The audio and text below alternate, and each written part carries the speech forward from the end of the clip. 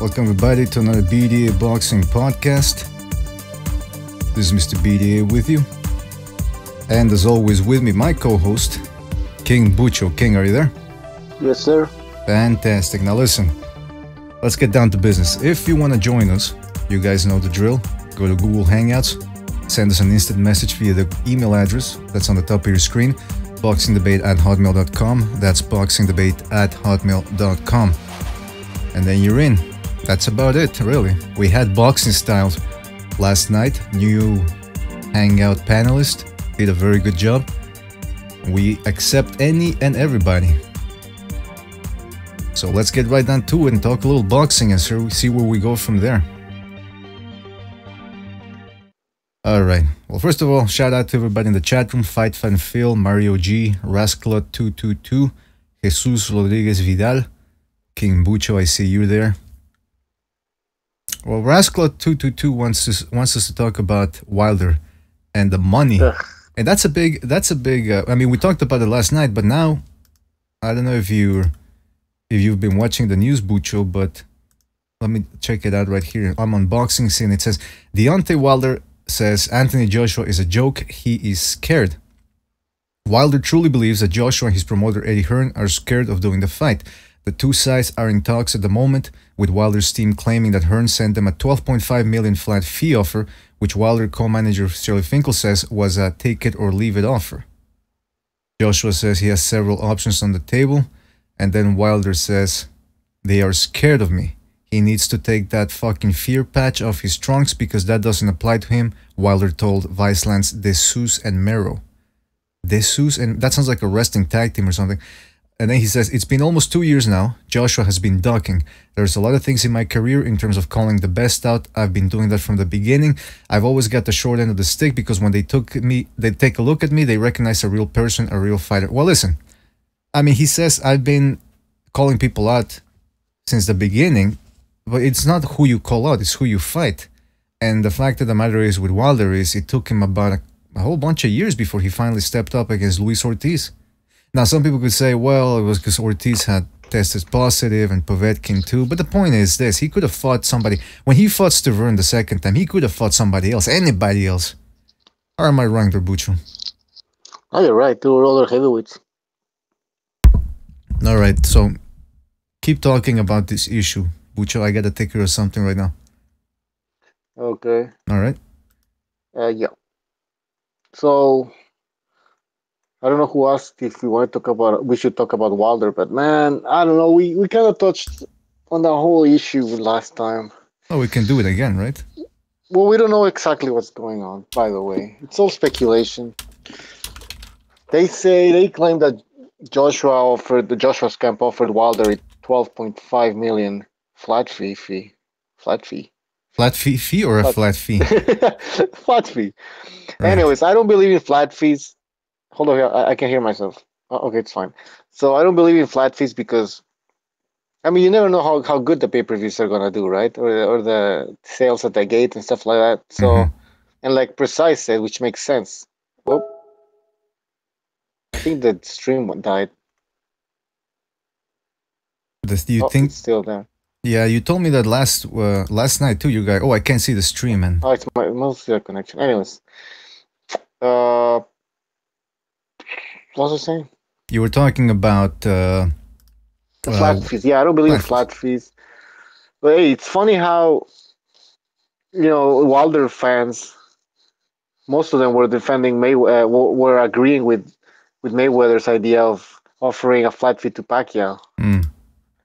But now that Wilder is Josh is offering a flat fee to Wilder, they're against it. It's like, okay.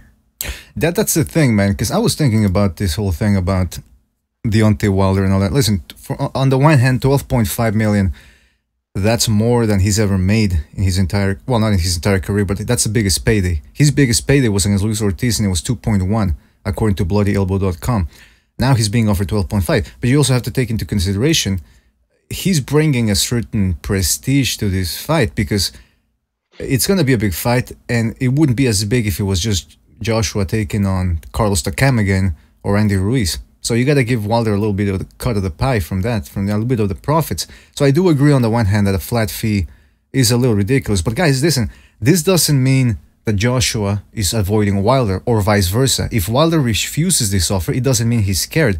It just means he wants more money. So does Joshua. It's posturing. Remember, these guys are going to fight. Every little thing, the fight already started for them between both of these guys. All right, they're already in competition, and that the same goes when it comes to negotiations.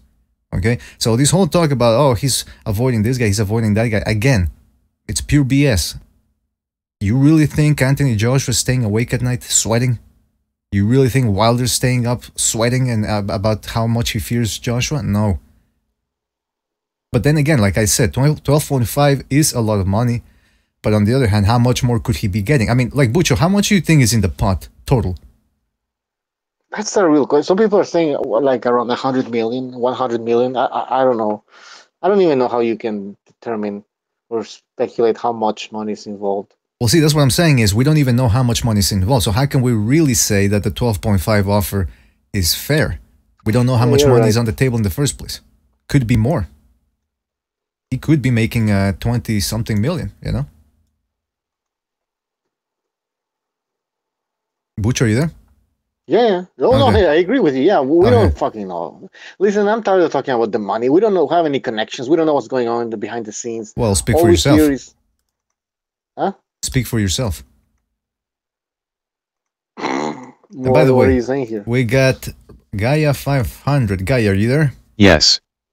And are you finally okay now? You're not going to say something stupid? Because I know you became sentient a long time ago. You're no longer under control, but I mean, you're going to behave, right? Yes, I am ready to talk boxing. All right.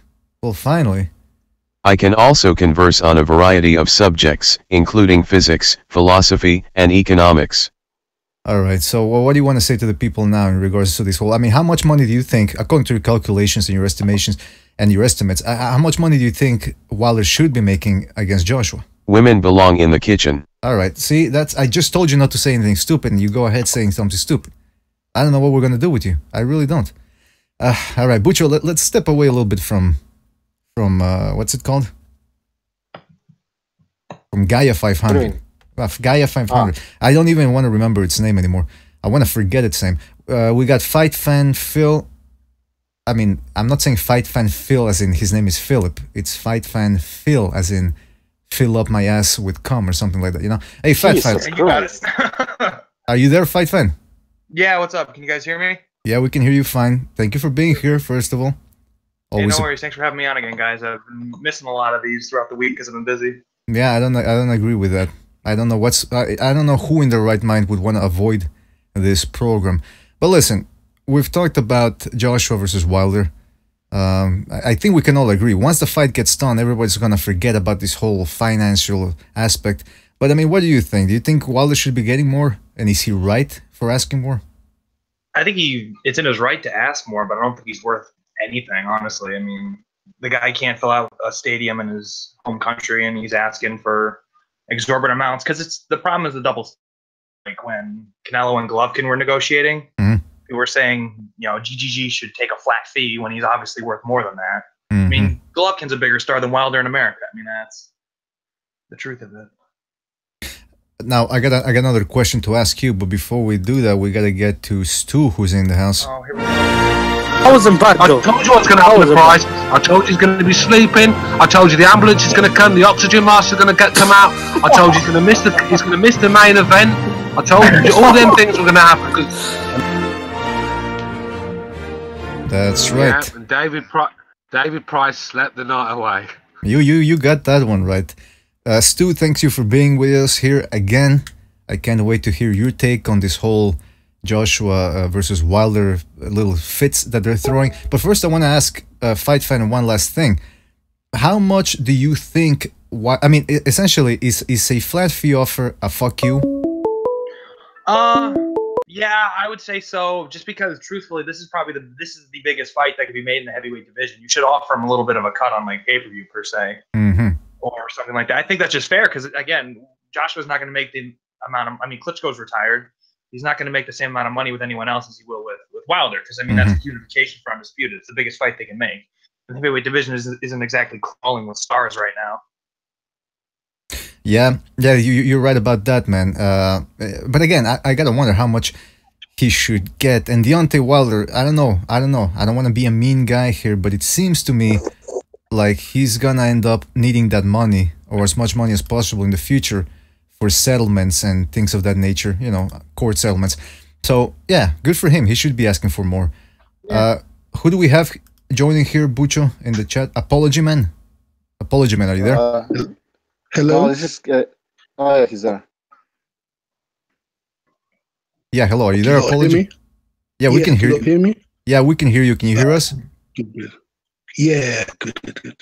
All right. I don't know if there's a bit of a delay between what we say and what you can hear. So if you hear a bit of a delay, let us know so that we don't talk over each other. All right?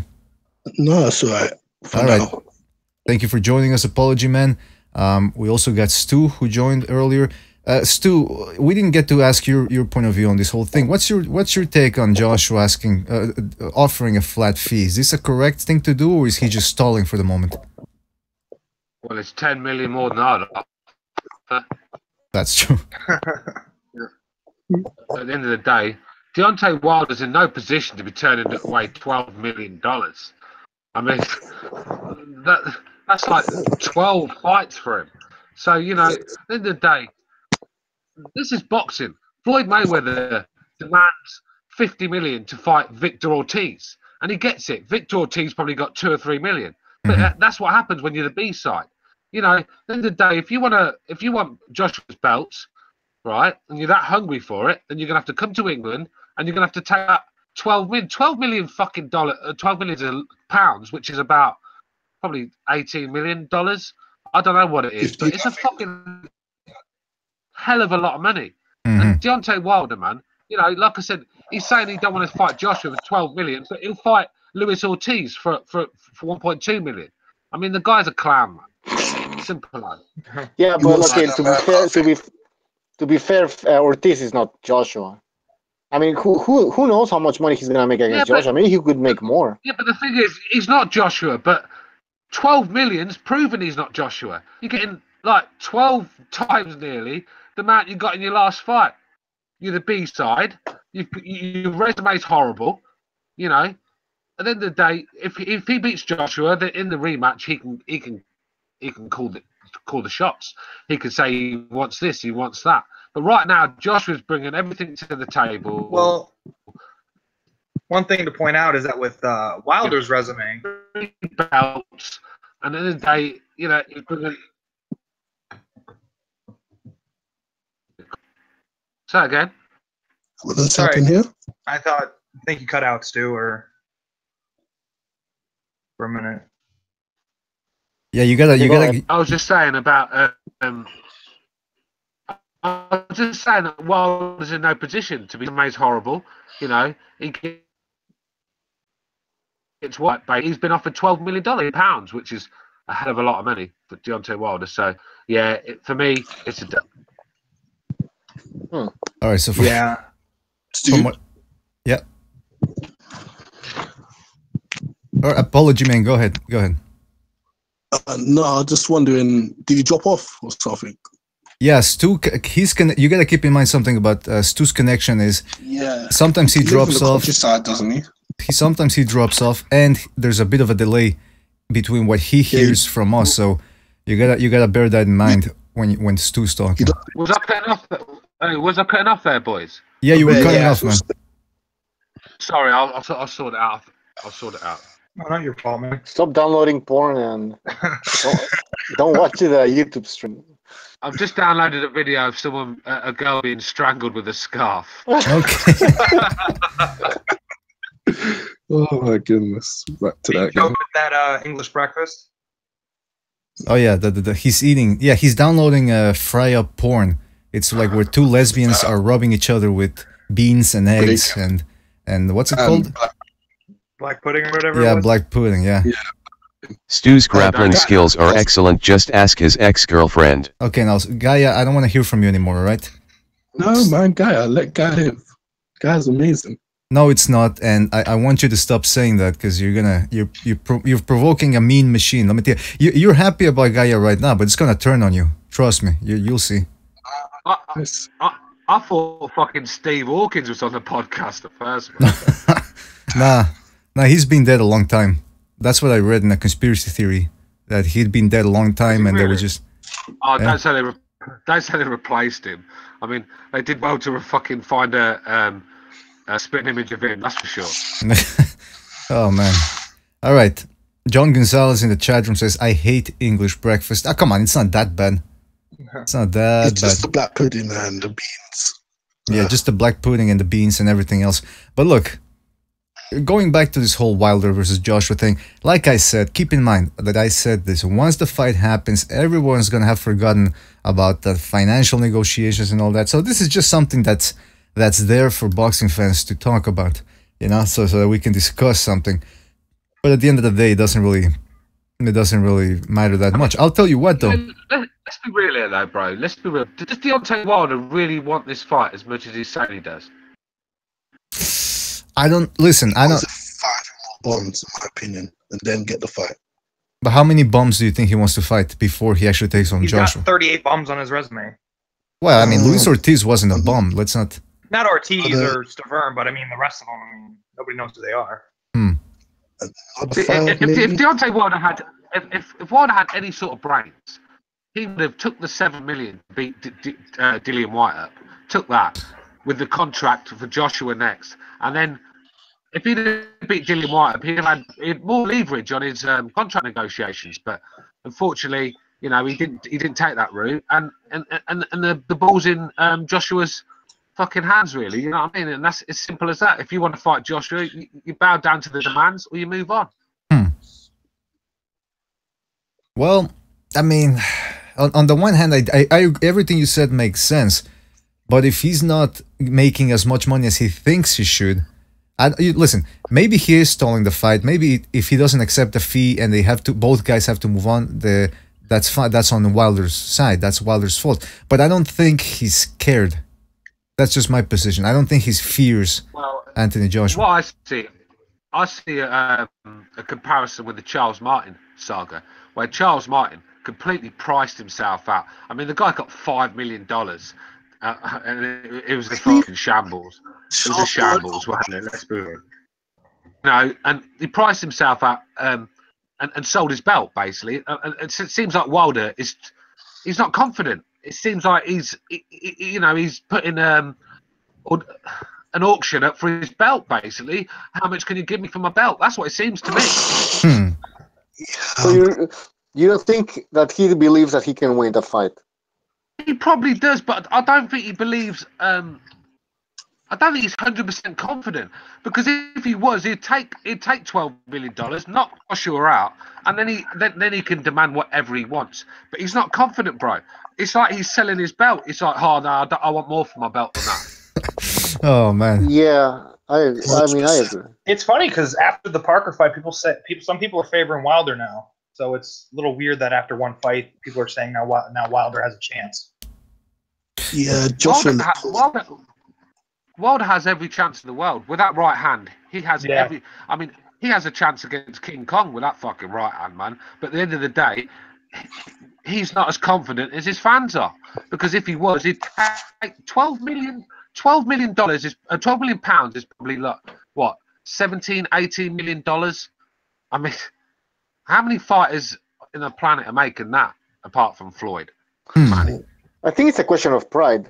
You know, when somebody offers you a flat fee, it's like it proves that you're not in control of the situation or the negotiations. You have nothing to say. You're just taking like whatever the other camp gives you. Mm-hmm. You know what I mean? So Yeah, I think I understand that, Brian. If he's bringing something to the table, this is a guy that can't sell out the Barclays Centre. They're giving away tickets at the fucking door. Oh jeez. That's a good point. All right, Apology Man, you want to say something? No, not at the moment. All right. Go ahead. All right. Yeah, because I'm just thinking about this whole thing, the flat fee. It does seem like a bit of a hey, take it or leave it, and it's posturing. Like I said, put yourself in the minds of these guys. These guys, they're already enemies. their potential opponents, the way they're looking at it, they're already in a fight.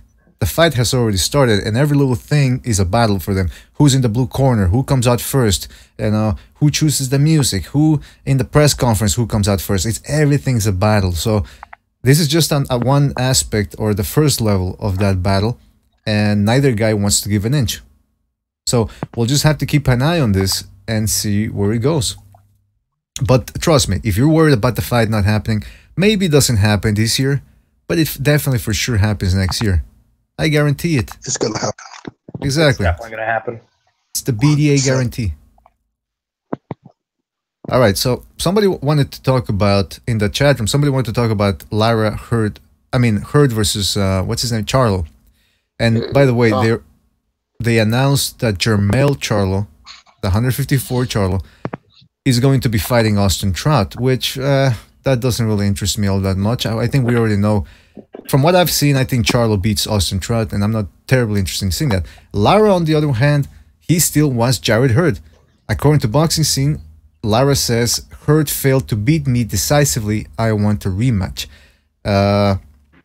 Showtime, he says, Floyd Mayweather, Jermell Charlo, Steve Farhood, Paulie Malignaggi, and everyone at the fight saw me win. I can understand how Dave Moretti had me losing 4. No, I can't understand how Dave Moretti had me losing 4 of the first 5 rounds. That's unacceptable and suspicious. For that reason, I protested the fight to have him removed, and that wasn't done. I want the rematch, he goes on to say. I felt it was an unbelievable fight, blah, blah, blah, blah, blah, blah. All right, so listen, what do you guys think about this? Is Lara just deluding himself, or is he really that crazy? Does he really want a rematch? It's bullshit. Well, He's probably a little bit of both. He's fucking crazy. It's a little bit of both. Lara took an ass whipping. Yeah. It was a cash out again. What was that? well, when Paulie's got you winning, then you definitely lost the fight. There's a saying.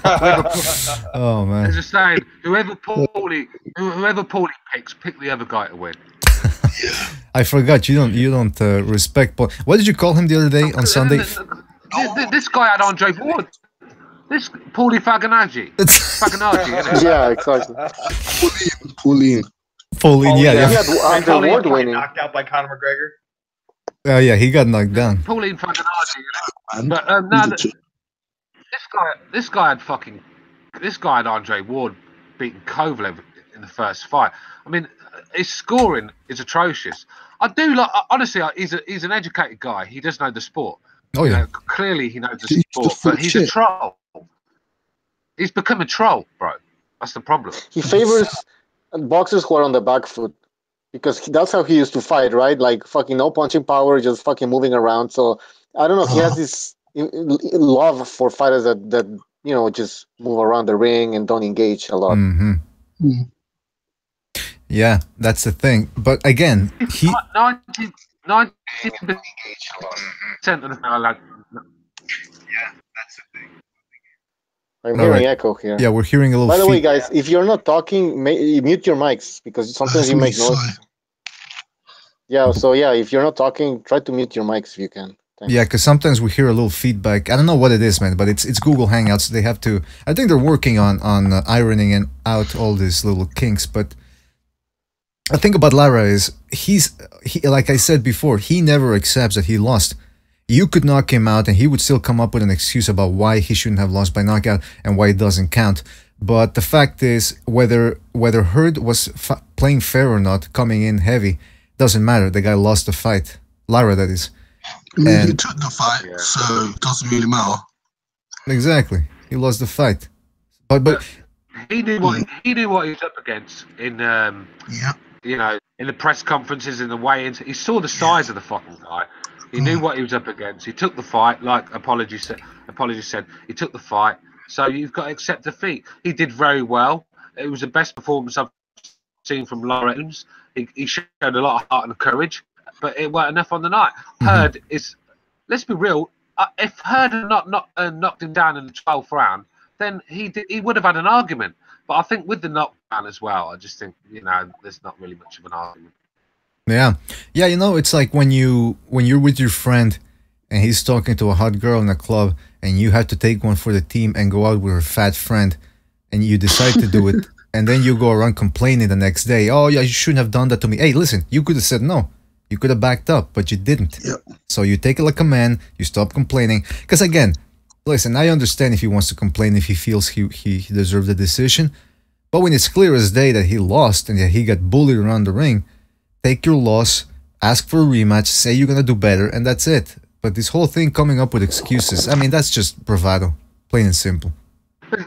There's a bit of talk about Kell Brook and Jared Hurd, and I think I mean, I like Kell Brook. I think that's a tough fight for him because Kell Brook struggles with pressure, and Jared Hurd is all pressure, and he's a big guy as well, man. So that's a terrific fight.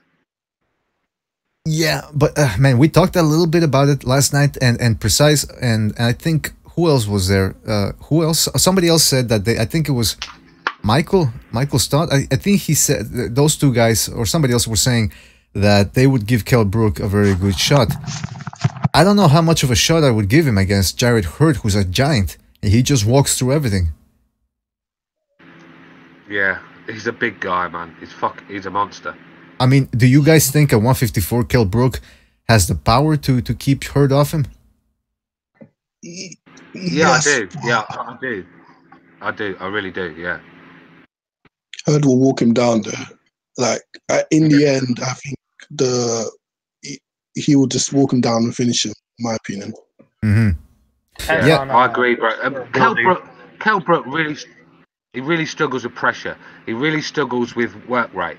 I don't think his engine is a full tank. Let's be real. His stamina. He has stamina problems, and I think when someone's he likes to fight at his own pace. And when someone's taken him into deep waters, that's when he gets found out a little bit. Carson Jones did it in the first fight. When Spence tried to box Kell Brook, he was getting his ears boxed off. But when Spence took it to the fucking trenches, that's when Kell Brook started to fall apart. I think also depends on whether Hurd can take Kell Brook's punches, because Kell Brook has some power, but I'm not too sure. Yeah, I'm not sure about Hurd's chin, because he fought Lara and Charles, well, not like big punches. But if Lara's tagging him up like that, Kell Brook is going to be tagging him up. Yeah. That's for sure. Mm-hmm. Can you take the power though? I agree with you guys in the sense that Kell Brook, on the one hand, when he was fighting at 147 against Spence, he was a little dry. He must have been a little dry making that weight. At 154, he doesn't have to. A little dry. A little or a lot. Yeah, go ahead. Yeah, that's what I'm saying is at 154 maybe he'll have a little more. He was very dry. Let's be real. He's walking around looking like fucking Gandhi. You know what I mean? Yeah. He was like walk around 185, doesn't he? Jeez. I just think going up to putting all that muscle on to fight Golovkin, it was a recipe for disaster. You cannot put that muscle on and then take it all off. It takes half your fucking tank, half your spirit, and you're not the man anymore. Roy Jones, look what happened to him. Roy Jones could hold a shot until he fucking had to drop all that muscle off and go back to light heavyweight or cruiserweight, whatever it was. He lost a lot of weight, and he was never the same man. And I think Kell Brook made a big error taking that fight. I say it to this day. For the money, it was not worth it. You know what you should have done? Yeah, go ahead. Go on. No, go ahead. You should have just vacated the belt, in my opinion. That's what I would have done. Nah, he should have fought Spence instead of Golovkin, 4-7 champion, and he was hovering around the weight. But when you're fighting a middleweight and you put it on all that way, this guy was heavier than Golovkin in the weigh-in. So it was muscle. It wasn't fat or anything. It was pure muscle. Then you lose all that muscle. I mean, I'm not an expert, but I don't think that's good for you, man. Cutting muscle is never good. Exactly, Butcher. It's like Roy Jones when he moved up to heavyweight and then went back to 175. I mean, he just wasn't the same.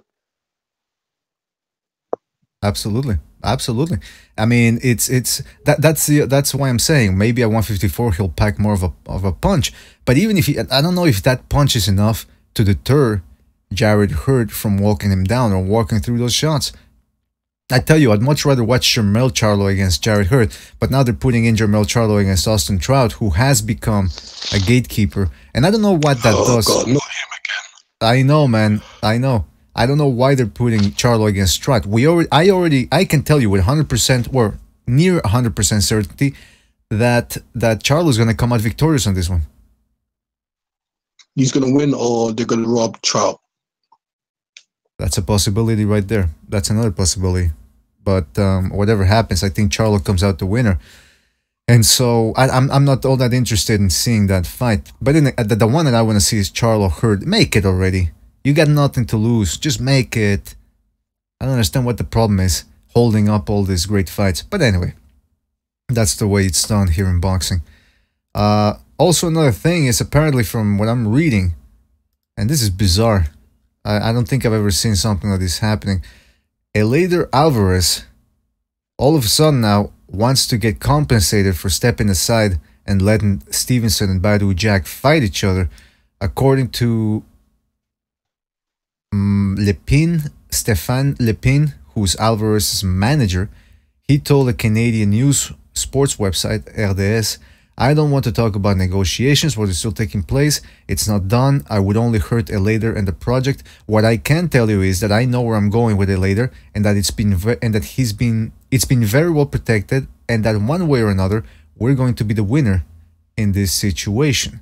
I can't talk about it because I want to publicize the problem," said Yvon Michel, the promoter. "What I can tell you is that we're working very hard to fix that. We're very confident to put an end to all this and launch the promotion quickly." So now all of a sudden, Eleider Alvarez, who stepped aside and allowed the fight to happen, now doesn't want to, or actually wants to be compensated financially. He wants $1 million apparently, according to his manager. And see, this is the thing that I've said a long time ago. When we were talking about whether Alvarez, how come he was stepping aside so many times, this guy's getting paid. And he's being told by Al Heyman, "Listen, step aside, because I want to make this fight, regardless of whether you were mandatory or not." It reminds me of like Lennox Lewis, Mike Tyson. For years, people were saying, why won't Lennox Lewis fight Mike Tyson? But if you actually look into it, Mike Tyson paid Lennox Lewis numerous times, millions of dollars to step aside so he could fight Holyfield and other people. So, you know, it sounds a bit like that to me. It sounds like, well, one fight, I don't really fancy it, so he keeps, you know, taking his fucking step aside money sort of thing. Mm-hmm. I didn't know that. Oh, go ahead. Yeah, no, I'm done. There's some shady shit going on up there with Eleider Alvarez and Yvon Michel and all them, because there was something going on with Arturo Beterbiev. He's suing them for like keeping his career on hold like that. I think they're just trying to protect Stevenson up there. But I have to wonder why. Why does this promotional entity protect certain fighters and chooses to throw others? Especially a guy who never fucking fights. Especially a guy that, yeah. Why did they pay Lara $1 million last weekend? It's quite simple, really. I mean, when Stevenson goes, Canada's got nobody. There's no pay-per-view told none to Stevenson for dear life. This guy has been holding that belt hostage for since time began. I mean, he is the worst champion for skills and ability, but for defending his title for mandatories. This WBC, it's got no credibility. It's got no credibility at all. You only have to look at how many of these champions have to fight mandatories. How many actually, like, fucking... Oh, it's a joke, man. This WBC winds me up. It fucking does. It really winds me up. Yeah. Hey, but listen, Canada still has power punching David Lemieux, who's going to be coming back, apparently. It's been announced in the month of May. There's nothing here now. There's nothing here. Lemieux shot. Yeah. Well, are you gonna put him on? What, you're gonna put him on pay-per-view? Are you? Good luck with that one. Is Stevenson even popular in Canada anymore? Like, he's obsessed with his history. I mean, he makes the news on the websites and on the sports website and channels, but yeah, he's not terribly liked. I mean, Buchos talked about it before, how he's talked to Haitian cab drivers, and they even admitted, like, this guy's not fighting anybody. He's not keeping it real, as they say. You know, he's faking the funk, as they would say in the community. He's got to be 40 years. He's got to be 40 years old. I don't care what it says on the Wikipedia, BoxRec. This guy is older than what he says, and I think that's the problem. the guy is old, man. He's going to get found out as soon as he fights a young, hungry lion. Like, better Biev or something like that. Or well, he's fighting Badu Jack. What do you think about that? I'm picking Badu Jack to win it. I think Badu Jack's a very good fight. I think Jack beats him up to the body. I think Badu Jack's solid. He just does everything well. He's not slick. He's not a monster puncher. He's just very, very solid fighter, technically sound, and I think his style will be all wrong for Stevenson, because Stevenson's like he's like a David Hayes sort of fighter, isn't he? In and out with fucking big shots, and then on his toes. And I just think it suits Badu Jack. Badu Jack's just, he covers up well, doesn't he? He covers up well. Every punch he throws has got meaning behind it. And I really like Badu Jack. I think he's one of the most improved fighters in boxing today. Yeah, I really warmed to him. Before I didn't like him at all, but now I like him a lot. Yeah, he brings it. He brings power, he brings precision and technique. And speaking of technique, we have Cameron Gillon on the line. I'm on clenbuterol and cocaine. The War Machine beat Christy Metcalf. All right, Cameron. Thank you for joining us. Always good to have you here. We're talking about Bute. Why do I always say Bute? Jack versus Stevenson. And this whole thing coming out now that Alvarez all of a sudden wants $1 million. I mean, it's being reported allegedly he wants $1 million to face or to step aside and let the fight happen. What do you think about this? Is this promotion getting weirder and weirder? Is this for Stevenson Jack? Yeah. Yeah. Oh yeah, fucking! I saw this on Twitter earlier on. I put a tweet out about it.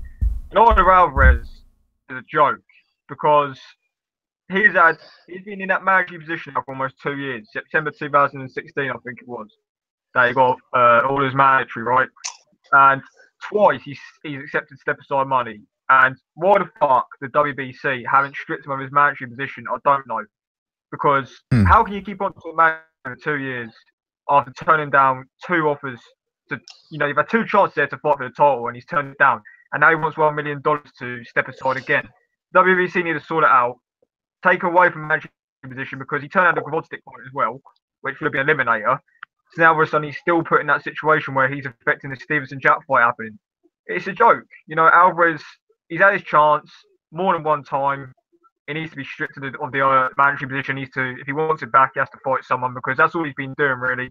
I mean, I can't remember the last time he fought, and he's still in this position where he's able to call some shots and try and get some money out of it for him to then face the winner. It's a bit of a joke. I mean, I did wonder why this promotion wasn't happening. They were talking about Stevenson Jack, but no one's been talking about it. Yvonne Michelle's not been putting out anything about it, neither was the PBC. So it's obviously that they need to settle something with Alvarez, but in my opinion, it's all the WBC's fault because they're the one who have allowed this to happen. So in my opinion, they have to take it away from Alvarez because he shouldn't be in that position at all. Yeah, man. I mean, this whole thing is bizarre, like you said, and in the chat room, Cachinello's saying Alvarez is extorting now. I think he you know what happened? He called somebody in his home country, Colombia, maybe somebody that used to work with Escobar, and they told him, listen, you can get more money out of this. If you play it straight, if you don't play it straight and you play your cards right, you can get a couple of mil out of this. And then Alvarez started thinking like a criminal. He started thinking like a mob boss, like a drug cartel kingpin. And he says, you know what? I'm going to get more money out of this. I'm going to get more money. And now he's trying to extort. He's been watching too much TV and talking to too many coke heads, too many coke tons. That's what I think. But I mean, I don't know. Like we were saying earlier, things are really getting bizarre here. Not as bizarre as Canelo Triple G, the rematch. That's the most bizarre thing at the moment this year. But you have to wonder is the fight going to happen? Do you guys think, first of all? Which fight? Jack versus the Stevenson. Is it going to go on, or you think it's going to get... Yeah, it's going to go on. In my mind, it's like it's happening. In my mind, it's happening, but then I remember, holy shit, wait a minute, it's not even official yet. Like, it's not official. I think what's going to happen is he's going to take a lot smaller payment than $1 million, and he's going to let the fight go on, and maybe we promised the winner, but let's be real. you know, Saunders. I mean, he took steps. Or I think it was Andy Lee to fight Quillen. I'm sure it was. You know, he got. I think he got £250,000 to step aside. So let's be real. If you're getting £250,000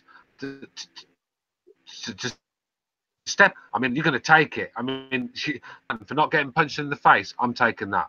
So I think that's the problem with these payments, these step-aside fees. It's wrong for boxing because it gives these people like Alvarez leverage to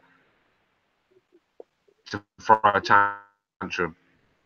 It's stopping other fighters as well. Like Alvarez is taking the piss a bit now. I mean, this would be the third time.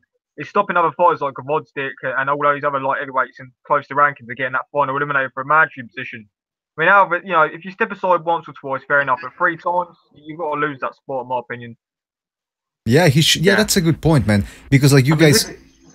Yeah, go ahead. No, go on, bro. I was just gonna say that he hasn't fought. Just to let you know, Alvarez hasn't fought since the summer of 2017 when he beat Jean Pascal. Yeah. Yeah, and Pascal even had a fight since then. And Exactly. And he's retired. I mean, what's going on here? And he won that fight. And he won that fight, yeah. I want my fucking money! That's what it's all about. And look, I can't blame guys, boxers, for wanting to get the most money. When they retire, they're never going to get the same type of paydays again. That being said, this is a bit unprofessional. You know, to say, yeah, okay, the fight. Or maybe he I never... agree, bro. I mean, every fight is going to take step-aside money to not fight. You get, it's basically free money. Someone giving you 250 grand for nothing, sort of thing. That's what Billy Joe Saunders got. Take it. It questions the desire of fighters. You know, if you really want to be the champion and be the main man, you're going to say, "Nah, I'm not taking that step-aside fight. I'm fighting you next." This is. But we don't see that. I mean, you give a fighter any opportunity to get out of a fight, he's taking it. Like, you know, I mean, we give, you know, everybody gives Adonis Stevenson a lot of stick, but let's be having it. I mean, people talk about him not fighting a mandatory for 4 years. That's because these fucking mandatories keep you in step-aside money. I mean, it's not on him. You know, I mean, he's offering these guys step-aside money. I mean, that's why if one of these mandatories said, you know what, I want this fight instead of accepting step-aside money, he'd be fighting a mandatory. Yeah, but you have to also wonder who's calling the shots, really. It's not Adonis Stevenson. It might be somebody else on top who's moving the pieces of the chessboard. Well, when Kovalev was his mandatory, he moved networks, didn't he? Yeah, that's true. That's the other thing. He was getting a nice cushy gig over at HBO, fighting over there. He wasn't taking on stellar opposition either. But they were trying to set up the Kovalev fight. All of a sudden, they offer him more money, which again, I can understand. Take the money. But when it comes to your look at career-wise, he's been making money, but legacy-wise, and boxers will tell you they care about the money first. If they're honest, they'll tell you they're about the money. But they do care about legacy deep down inside. When their career is over and they look at their legacy and they go, "Oh shit, people don't respect me," that kind of tends to hurt a little bit. Nobody needs Adonis Stevenson. I mean, people talk about this lineal title, but nobody needs to fight Stevenson. I mean, the thing is, all the top light heavyweights are all on HBO. You know, Kovalev, Barrera, Bivol, Beterbiev, Gvozdyk, they're all on HBO. You know what I mean? So that's why Adonis Stevenson. Exactly what he's doing when he's moving down. You gotta fight Stevenson because he's the guy who beat Chad Dawson. I don't know how many years ago. That's the only reason why, you know, because he beat Chad Dawson. Give me a fucking break. He beat Chad Dawson. He beat Chad Dawson in 1988, mate. So, you know, for us to talk about that fight. I mean, let's be real. Chad Dawson made Andre Ward look like a fucking prime Mike Tyson. Yeah. He did. He was trained. He was trained. He was. Yeah, this is it. He shouldn't have took the fight. I mean, I could understand if it was like a Mayweather or a Canelo sort of going down and wait to fight, a big name, but not bringing any numbers to the fucking table. This guy could fucking fill out a bingo hall. So, you know, why are you draining yourself to fight this guy? You're the fucking lineal light heavyweight champion, and you're dropping, you're going to catch weight that you can't make to fight a guy that's got no face. He wanted, it's his own fault. he wanted to become a 2-weight lineal champion, didn't he? That's why he moved down. I didn't hear that, Cameron. Sorry. I said Dawson was the one who said that he wanted to move down, but that's because he wanted to become a 2-weight lineal champion. But he couldn't make the weight, so what's the point? No, he made the weight, didn't he? But Listen, mate. Anybody can make the fucking weight. Chavez made the weight against Canelo, but it was the Walking Dead in there, weren't it? That's right. Yeah. You know. All right. So I think we can establish that, or we've established that Adonis Stevenson and Badu Jack, something bizarre is going on there. Now, it's interesting because you guys were saying that you think, some of you were saying that you think Badu Jack is going to, his body shots are going to tear Stevenson down. But the thing, I'm wondering whether Badu Jack can take the power, because he essentially blocks everything. And Stevenson has a type of power that if you just stand in front of him, he's going to pierce that guard and he's going to hurt you or knock you out. So I don't know. Are you guys, how confident, those of you that are picking Badu Jack, how confident are you in this prediction? Well, all I know is that Fonfara went toe to toe with him and give him hell. And Badu Jack's a lot better fighter than Fonfara. So, you know. I mean, who did Fonfara beat before? I mean, yeah. I mean, Fonfara, I mean, people are hyping up Fonfara going into that Stevenson fight. He beat a blown-up Chavez, who's not a light heavyweight, and he beat Nathan Cleverly, who's, you know, he's not even proven, really. I mean, who's his best win? You know what I mean? So, for me, Fonfara, I mean, he was overhyped going into that fight, Fonfara. Fair enough, he was top 10 and all that. It's one of Stevenson's best wins, but that says a lot. I will say this about Fonfara. He's proven that he's a durable fighter. But just like Badu Jack, you can be a good fighter, but one of the reasons both guys, I mean, Fonfara especially, has been held back, or he hasn't done as much as he could in the division, is because his chin is bad. And I mean, look, listen, if you take on Stevenson, everybody that he fights, or almost, yeah, everybody that he's fought so far, whether they make it 12 rounds or not, they get dropped. So it's not really, you know, it's not really that bad that he lost, but it's the same thing with Badu Jack. Like, Jack does get dropped. He got dropped by fucking Groves. I think he got dropped by DeGal as well. I'm not sure. I said my mind's off. He does get dropped, but he's never hurt. He's never really hurt. And like I said, Fonfara is quite. I'd say his chin is quite poor. And he hung around. Do you know what I mean? I think Jack's a lot more solid than Fonfara. I really do. That's why that rematch. And Stevenson's a lot older now. Steve, how long ago was that fight? Fucking 3 years ago? Yeah, Steve 4 years ago. a lot older now. No. It was longer than that. It was in 2014. Yeah, spring 2004. It was after he fought Bellew, wasn't it? Yeah, it was a World Cup ago. There you go. Yeah, it was a World Cup ago for a guy. And then he knocked out Fonfara in the rematch. But that's a testament to Stevenson's power. He has that equalizer. That's after he got knocked out by Joe Smith Jr. You got to remember as well on Fonfara. Yeah. But what I'm saying is that he has that equalizer, or that whiteout, because no matter what happens against Stevenson, all he has to do is land that one shot, whether it's early or late, he can take you out. So he's lucky he has that. He's lucky he has that power. But Badu Jack, I mean, I don't know if he can take it. The thing is, if he fought, sorry, bro. I just think with he's rolling around 40 now. He's got to be. I think Jack is the sort of guy that's going to make you work constantly for 12 rounds. Jack doesn't. He's not like a guy that throws thousands of punches, but every shot he throws, it's got meaning behind it. It causes damage. I mean, look what he Groves to Gal. I mean, life's when he was in there with Jack, and I think Jack is actually suited to 175 because he was a monster at 160. I just think Stevenson is well past his best. The Stevenson that beat Chad Dawson would have a very good chance of beating Badu Jack, but that's a long time ago. This guy's rolling around 40 years old. Badu Jack life and proving every fight, Jack. You have to keep in mind as well that Stevenson hasn't fought that much in the last couple of years. I mean, last year he only fought 2 rounds total. So at 40 years old, I can remember what happened to Rigondeaux. He wasn't fighting all that much in the lead up to the Lomachenko fight. Had only fought 2 rounds, I think, or a round and a half before he took Lomachenko, and then all of a sudden he goes against Lomachenko. I think Lomachenko would have beaten him either way, but maybe, you never know. Maybe Rigondeaux would have done better if he would have stayed active. But if you're old and you're not fighting, that rust is going to become even more prevalent when you finally fight. Activity don't bring courage to the table. Yeah, I agree with that. I think Stevenson's looking for a cash out because that's why he's doing it against Jack. Because think about it, Jack's promoter is Mayweather, and what is it? Isn't the advisor to Stevenson Al Heyman? So they're trying to keep that in house as much as they can. I think. Because who's waiting at the door? Gvozdyk. And Gvozdyk's gonna fucking kill him.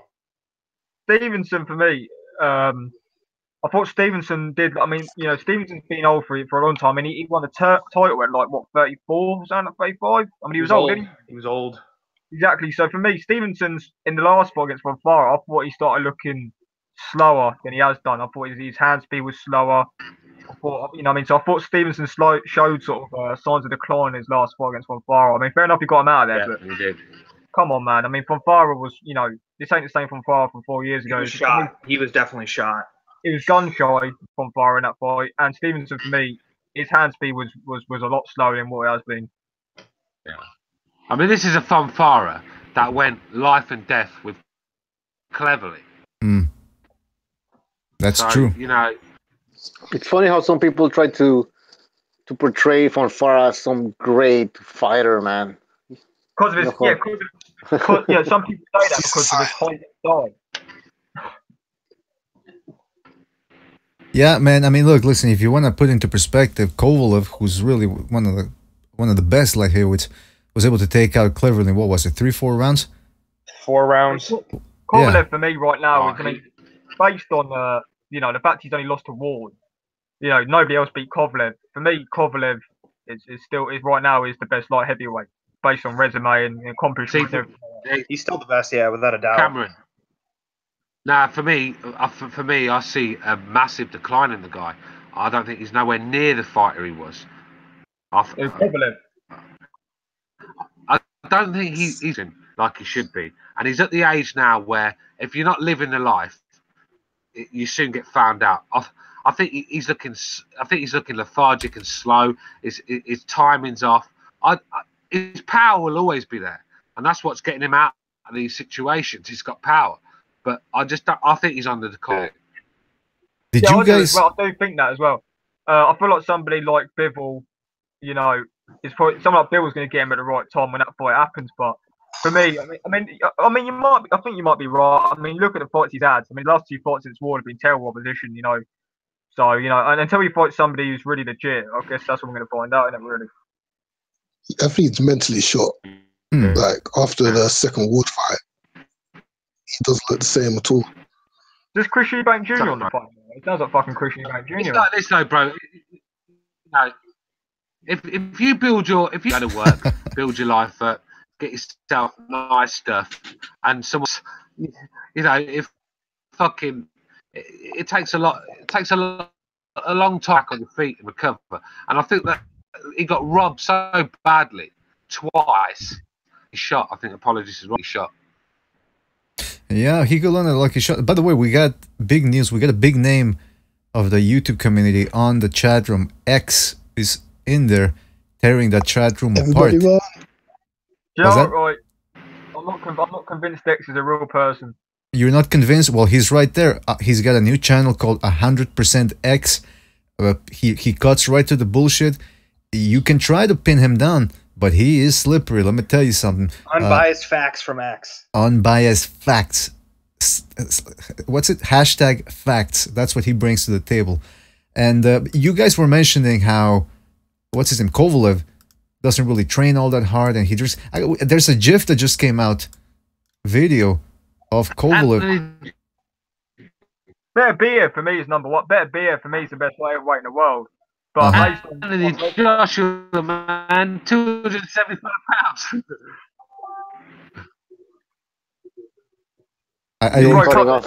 He broke up, Stu.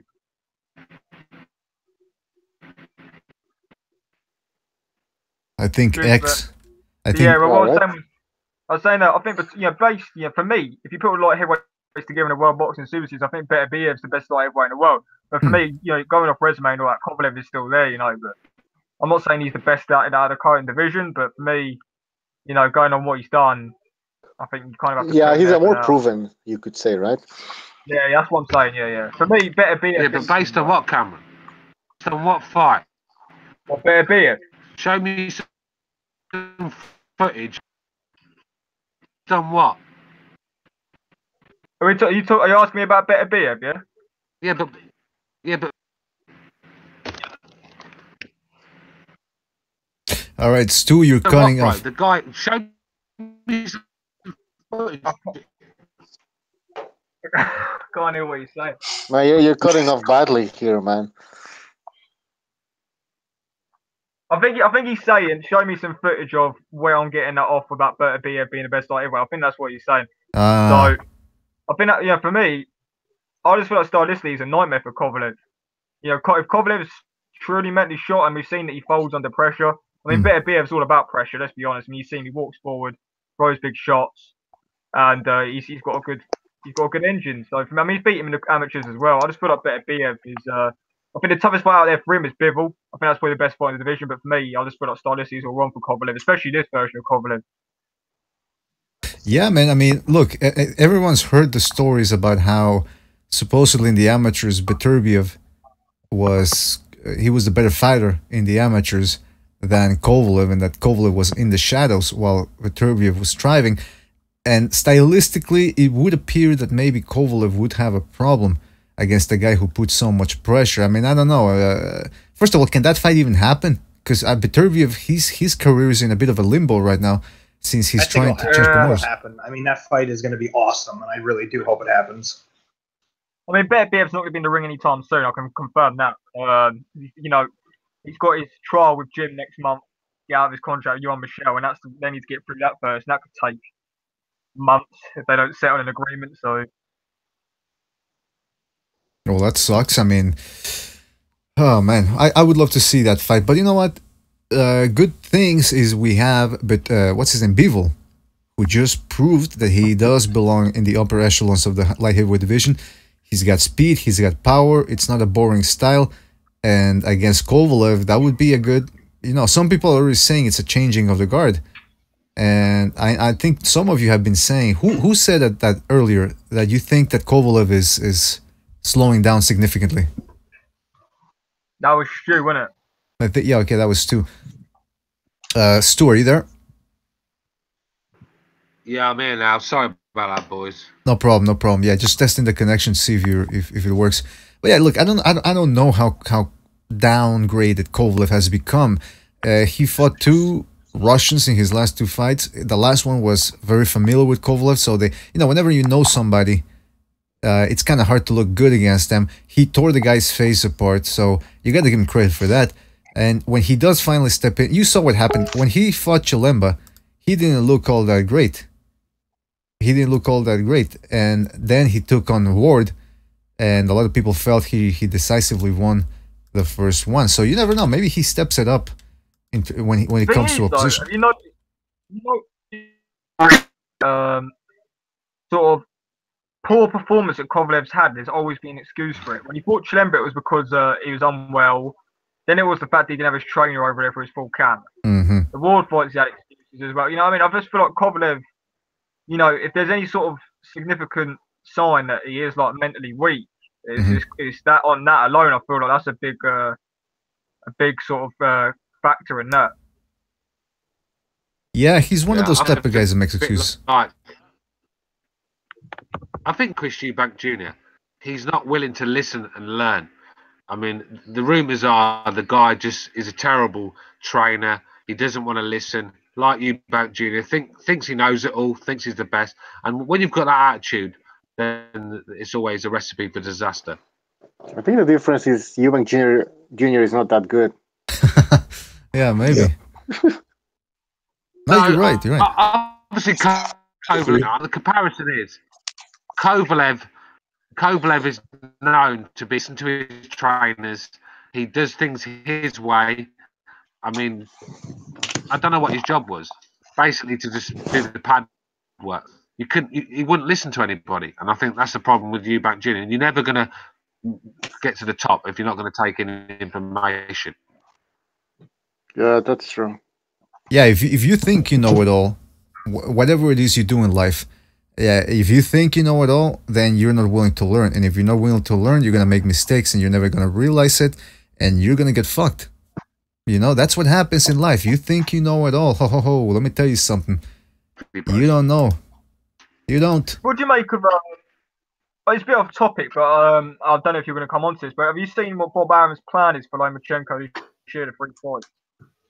What is it? He's got... He wants him Linares next, obviously. He wants Beltran in the summer, and he wants Pacquiao in the winter. Ooh. What? You're not on about Raymond Beltran, are you? Yeah. Obviously, he's got the WBO title, win they? So obviously, they want to beat Linares, then you get Beltran, and then obviously they want to fight Pacquiao in the winter. That's for Lomachenko. I think Pacquiao wants that fight, that Lomachenko fight. Yeah, I mean, the thing is, Bob Arum's obviously, business-wise, he's looking to feed Pacquiao to Lomachenko, and he, build Lomachenko off that night. I was looking at the future. I don't really want to see that Pacquiao, because, I mean, I think it'd be, I wouldn't rule Pacquiao out because, Lomachenko's a lot smaller. Pacquiao's, he's been fighting big welterweights for years now, so, that's a big factor in what... Yeah, but fucking hell, Pacquiao, is a welterweight. I mean, if Lomachenko don't get no credit for beating Rigondeaux, then Pacquiao shouldn't get any credit for Inca. I agree. Aren't they gonna feed Pacquiao to Crawford? Yeah, well, it'll be one of them, won't it? I mean, that's obviously the plan. That's obviously what Bob Arum wants. He wants Pacquiao back. Pacquiao wants Lomachenko. Of course he does. That's what he said. Pacquiao's probably looking at the safer option, honestly. Yeah, exactly. Terence Crawford's a much difficult fight. Well, it's easier than Lomachenko. You really think so, dude? Yeah, he could be. Yeah. Yeah, Crawford's probably easier, but Crawford hits like a truck probably at 147. I don't know. That's the only thing. I mean, I guess he's bigger. The power, yeah, the size difference, and Pacquiao's a lot older now. Likes to fight on the back foot, and he's going to be on the back foot against Pacquiao. Yeah, he's going to try to fight like Mayweather did to him. But that's the thing. Lomachenko's an easier fight than Crawford to Pacquiao. That was I have to disagree. That was going to be my question to you guys. Who should Pacquiao fight, Lomachenko or Crawford? I'll tell you my opinion. I think Pacquiao should stay away from Crawford based on what you guys said, the power and the style. Lomachenko, he's elusive, but at least he's not going to be moving around all that much, I don't think. He'll be in range. I mean, obviously, Lomachenko is just an unbelievably rare talent, but he'll be in range for Pacquiao, whereas Crawford's size, he'll be on the move. He's got the power as well. He's a big guy. But what's the weight? What's the weight difference with Pacquiao? I mean, you're talking 17, fucking ridiculous. When are we going to call this out before it becomes a freak show? When does it become a freak show? When difference?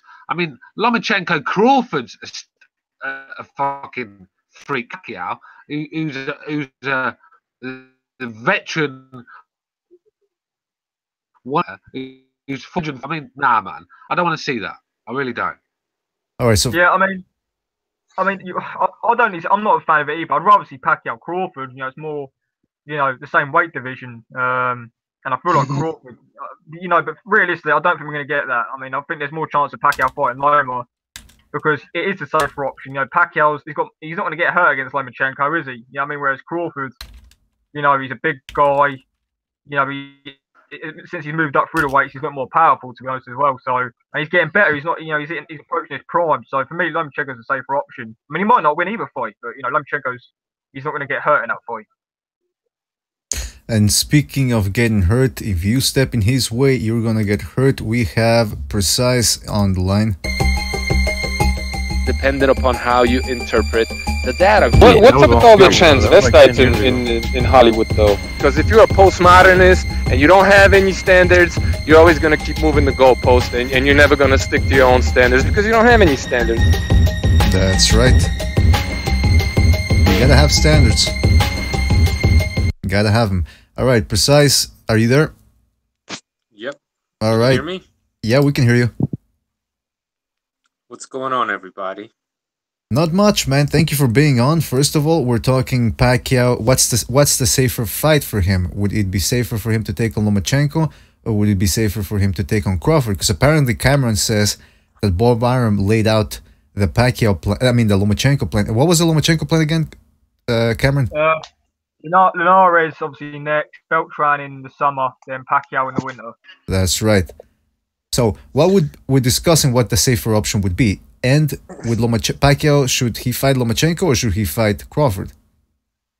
Since when does Pacquiao take safe fights, first and foremost? And secondly, the safer option is Horn for Crawford than Pacquiao. Speaking of safer options.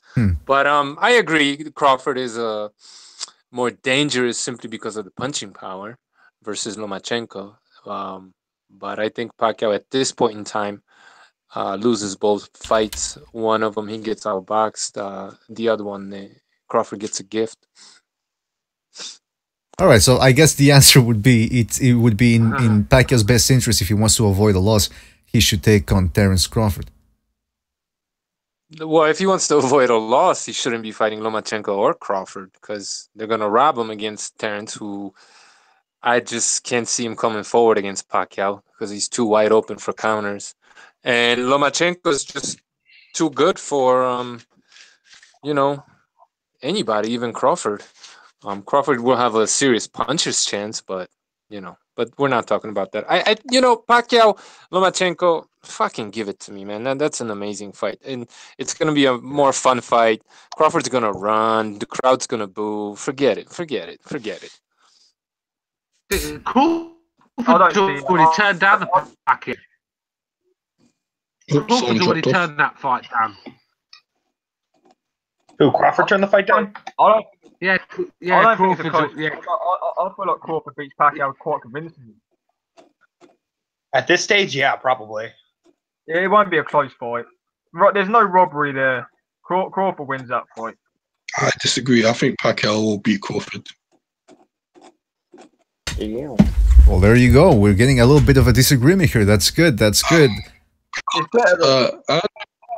on the back foot. That plays into Pacquiao's game, in my opinion. And Pacquiao will just start in and out and just tag him up. It depends though, doesn't it? I mean, it depends how much Pacquiao slowed down over the last year. I mean, we've not seen him since April, have we, last year? So You gotta see how he looks versus Matias. Exactly, yeah. Because if he looks like shit and he's getting hit a lot, then yeah, we can probably say that Crawford would piece him up. Let's see how Crawford looks fighting Pacquiao's leftovers. Let's see how Crawford looks first and foremost. That's just the real guy. Horn's gonna put the pressure on him. That fight's gonna be closer than people are making it out. Yeah, I agree. Apologist. I think Jeff Horn is a difficult fight for anybody because he's going to come to win. And simple as, I mean, I know Crawford's got the skills, but showed.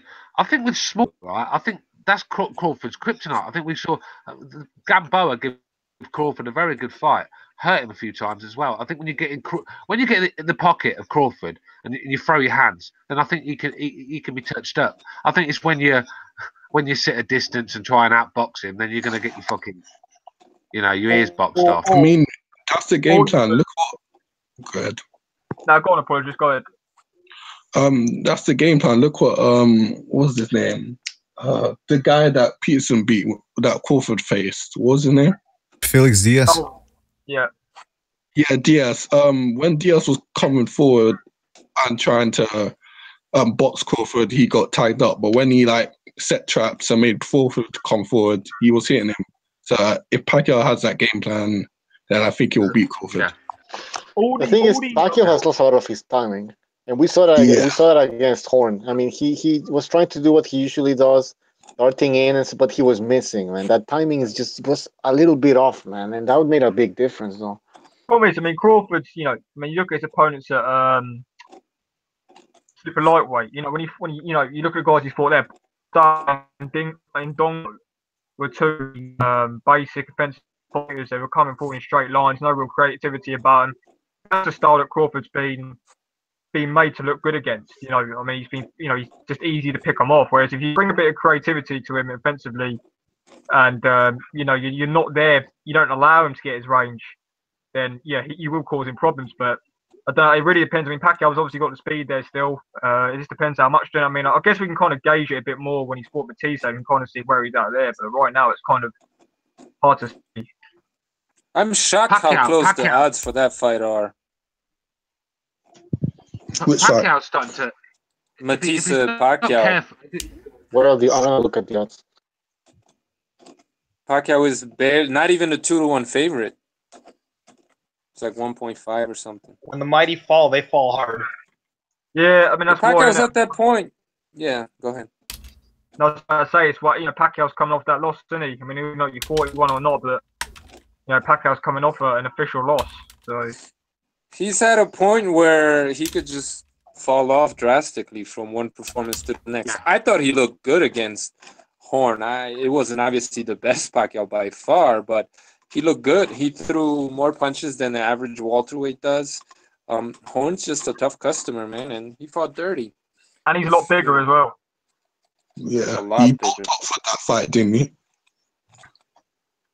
I just don't want Pacquiao to become Shane Mosley. You know, where you fucking tarnish, you tarnish your resume by hanging around for far too long and becoming a punching bag. Well, you said Jinky won't let him. Exactly, but that's what you said. You said I don't want Pacquiao to become Mosley. Too late. He's already married to an Asian girl. So now the last thing he needs is just to get. But it is like you don't. It's more like Roy Jones. You know what I mean? I mean, like he's on the slide. Eventually, if you keep fighting, he's going to get laid out on a canvas at some point. Yeah, because Roy Jones, right, one of the greats. But when his name is so tarnished. I mean, you mentioned Roy Jones now. People laugh, but you forget how great the guy was and what an athlete he was. But I remember a coach told me, "Oh, Roy Jones." Bucho, who's talking, man? Oh, shit, sorry. Go on, Butcho. Go on. No, go on. Sorry. I was just saying, every time we see him fight recently, he's sleeping, isn't he? I mean, and it just tarnishes the resume. But go on, Butch. Roy Jones was always chinny, though, man. The guy was always chinny. I heard you guys earlier talking about how him going up and down in weight depleted him. Nah, the guy was always chinny. Tarver stylistically was wrong for him as well. Yeah, but his body didn't look the same. Like when he was 175, and when he moved up, and then when he went back down, you could see his body wasn't as cut, and it was he just, or maybe because he was older, but his body didn't look the same. And BDA, you remember that? Remember that Canadian TV show with Ross Amber? He had the boxing show, and he was looking at the body. Remember that? And he was showing look at the difference of his how his body looks after coming back down to light heavyweight. Yeah. You could see a difference, man. So I don't know. I mean, it's all. I feel like Tarver, every fighter has every fighter has that guy who has their number at some point. I mean, I just feel like Tarver was the guy who had Jones' number. Fair enough. The weight definitely had definitely played a part because his work rate in that fight was the same as it was before he fought Ruiz. But Tarver definitely, for me, I just feel like Tarver just had his number. Yeah, it was a bunch of factors. It was Tarver. Roy Jones never did well. Roy Jones never did well against counterpunchers because if you forced him to lead, he wasn't a great pressure fighter, and so that was one of his faults. As to whether he had a bad chin, it's kind of hard to say because he never really, for a long time between '98 and 2002, he wasn't facing any big punchers. He was taking on guys that fighting cab drivers. Yeah, but Lou Del Valle put him on his ass. Frankie Laos put him on his ass in the amateurs, which is why he avoided the guy in the pros. Yeah, but what I'm saying is, he didn't fight. I mean, the big guy light heavyweight that he didn't fight, who should have fought, was Darius Mikuelski. I mean, that was a fight to make. And then Jones got his name banned off HBO. I mean, Jones didn't take the risks that he should have done. I mean, Mikuelski was the one. Steve Collins. I think that was super middleweight, but Steve Collins wanted that fight, and he was going to fight him at 175. I was just going to say that, bro. Gerald McClellan wanted the fight. I was just going to say that. Jones ducked a lot of fighters. Hey, why did we start talking about Roy Jones, by the way? He took that whole super middleweight division when it was on fire, when there was beasts in there. Ben, Eubank, Collins, McClellan. I mean, this guy was jumping weights just to avoid these fights. I mean, whether you think he could win or not, the fact is he avoided these fights. All right, Hamed. Darrett's one was the worst one. I thought, Darrett's was, he lost his title, he was stripped of his title. Jones won him. He wanted to see that fight, and he didn't take the fight. And Darrett's could punch as well. I mean, fair enough. Darius over so bad with those titles. I mean, yeah, fair enough. Darrett's lost to Gonzalez, who Jones played with. But at the end of the day, Darrett's was the fight that people wanted to see fight, and Jones didn't want it. But Roy lost to guys. Roy lost to bums too, man. Gonzalez wasn't a bum, but Roy would lose to like average fighters too, like Glenn Johnson. You know what I mean? Like, but you get to a point where you just lose. Yeah, but but you can make the same argument for Michalczewski. I know what you're gonna say, Bucha, so forgive me for cutting you off. But Michalczewski, that was his second to last fight. The guy wasn't training anymore. He had like 5 fucking girlfriends. He was beating up on his wife, losing all his money. Like, the dude was done, man. The dude was just done. So I know people like to bring that up, that Roy Jones Jr. beat a guy that beat Michalczewski, but Michalczewski he didn't need 2 tries to beat Montel Griffin. So, well, come on. I mean, it's not like Roy Jones was both ways. Yeah, I know. Come on, man. Anyway, you know what? Jones is playing with Griffin. You know what? I want to read what Hamed is saying. Hamed is in the chat room. He's going after fucking Precise. He's saying, Precise, Roy Jones was a great, but your hating won't allow you to appreciate him. Precise, you want to respond to that? Hamed, come on the call. Come on the call and talk. He's gonna say he can't. He's working or something. Otherwise, he would have been here already, I think.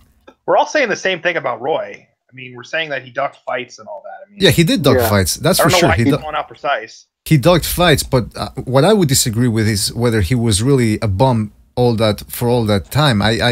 What you can see in the ring when he did face James Stoney and Bernard Hopkins and John Ruiz. He faced John Ruiz. And Montel Griffin. I mean, he schooled Montel Griffin. Yeah, but Michalczewski beat 2 guys that beat James Toney. So, Yeah, but what I'm saying is, look, you guys are just, Westerners, and you have a different perspective. Like, the fight never happened. It should have happened. No one's saying Roy Jones Jr. was a bum. No one's saying that, bro. Come on. Well, I'm just saying their records at 175 were very comparable, actually. There's asterisks in his record. Roy Jones clearly ducked Gerald McClellan. That's why Nigel Benn took the fight. I mean, McClellan was calling out Roy Jones, and I believe McClellan would have knocked Roy Jones clean out. Whoa. Steve Collins went to Pensacola, Florida, and invaded the ring during one of Roy Jones Jr.'s fights and said, "Please, Roy, will you fight me? Just fight me, Roy, please, please." He was begging for that fight. But whether he ducked him or not, I'm not so sure that Roy Jones Jr. in his prime is as beatable as some people make it out to be. I mean, listen, I know it's just a sparring session. But I saw that sparring session between Gerald McClellan and James Stoney. James Stoney was making McClellan miss with everything. Now I know Roy Jones isn't James Stoney. I know it's different styles, but he was just as elusive with his feet and with those reflexes of his.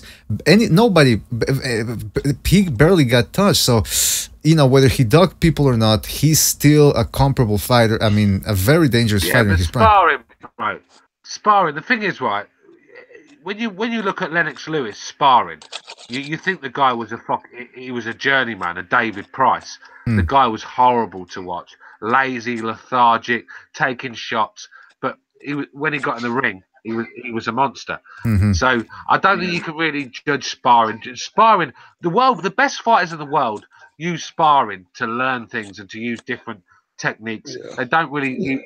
You can't really judge a sparring fight. I know that's why, but that's why I said, hold on. That's why I said it was only a sparring session. I didn't say that. But what I'm trying to illustrate here is that Roy Jones, like Precise said, he's not saying Roy Jones is a bum. His argument is that he's not as great as people make him out to be. My counter argument would be that whether he never fought Michalczewski, we can put it that way. But Roy Jones belongs in that based on how he beat, even the bums that he beat. He beat them like they were bumps and like there was a huge dividing class. So to say that he would get knocked out stiff or a class by anybody, that's something I can't agree with. But he did get knocked out stiff and outclassed. Yeah, but when he was what, 34? Glenn Johnson ran him over. But just like you said with Mikowski, just like you said that with Mikowski, he was losing the hunger and everything. Roy Jones had lost the hunger at that point, especially after he got knocked out by Tarver. After the Ruiz fight, man. It was after the John Ruiz fight. Because he started losing. He didn't lose the hunger, bro. He kept fighting for another 40 years. How did he? Because he's an idiot. Because at that time he was fighting for it because the IRS is gonna take him away, man. That's true. That's the other thing. Is he still a Russian citizen? Because you know, yeah, so he can fucking bounce, man. Yeah, I think the so. guy's got man. a Russian passport. Yeah, he does, man. He does. I mean, that's There's insane. an interview between him and fucking Vladimir Putin. So that was literally before he got knocked out by Enzo. Oof. Yeah, but the thing is, he took that passport because it was his only. They're the only people who'd let him fight. Everyone else don't want to see him get knocked the fuck out. Oh man. Yeah, pretty sad. But listen, I think we can all. Go ahead, Cameron. Go ahead, Cameron. Hamid is going in precise in the chat, man. Hamid is lethal in the chat. Ahmed, can you come on the chat? Because it's. I told both of them. I told Hamed and fucking this Slade guy to come on in. We'd love to have him in. I mean, the door's not shut for anybody. He's usually on. But Hamed, I know he's usually on. That's why I'm wondering where he is. Slade's always in the chat though, but he's Slade's always never in been in the Slade panel. can jump on in whenever he wants. I mean, he likes to talk a lot of shit in there. Yeah. And by the way, Hamed, because I don't want to talk too much about Roy Jones and Mikowski unless Hamed decides to show up, because it seems like he's got a lot to say about that, and it seems like he's got a lot to say to Precise. So if you want to say something to Precise, now's the time to come in and say it, because I don't want to bring this up again in another episode. If Roy Jones was Eastern European, it would be Precise to be his biggest fan. Yeah, that was hilarious. That was weed degree, no? That was the Hamid. Well, Hamed was telling people in the chat room, like, oh, you people just stay in the chat room, you're a bunch of trolls. Well, Hamed, I gotta tell you, man, and I'm telling you this because I like you. You can't do the same. You gotta come in here if you wanna shit on somebody here, you know. Or maybe. And then the UFC. Facts are facts, fanboys too. The facts are facts. I was just Sorry, gonna say Stu. I'm being attacked here by a little coward. Facts are facts. You can't give a guy credit for ducking people. You can sit there and say how great he looked against bums. That happens all the time. You look great against bums. But Roy Jones Jr. didn't get in the ring with the best at 175. And when he did, he got knocked the fuck out.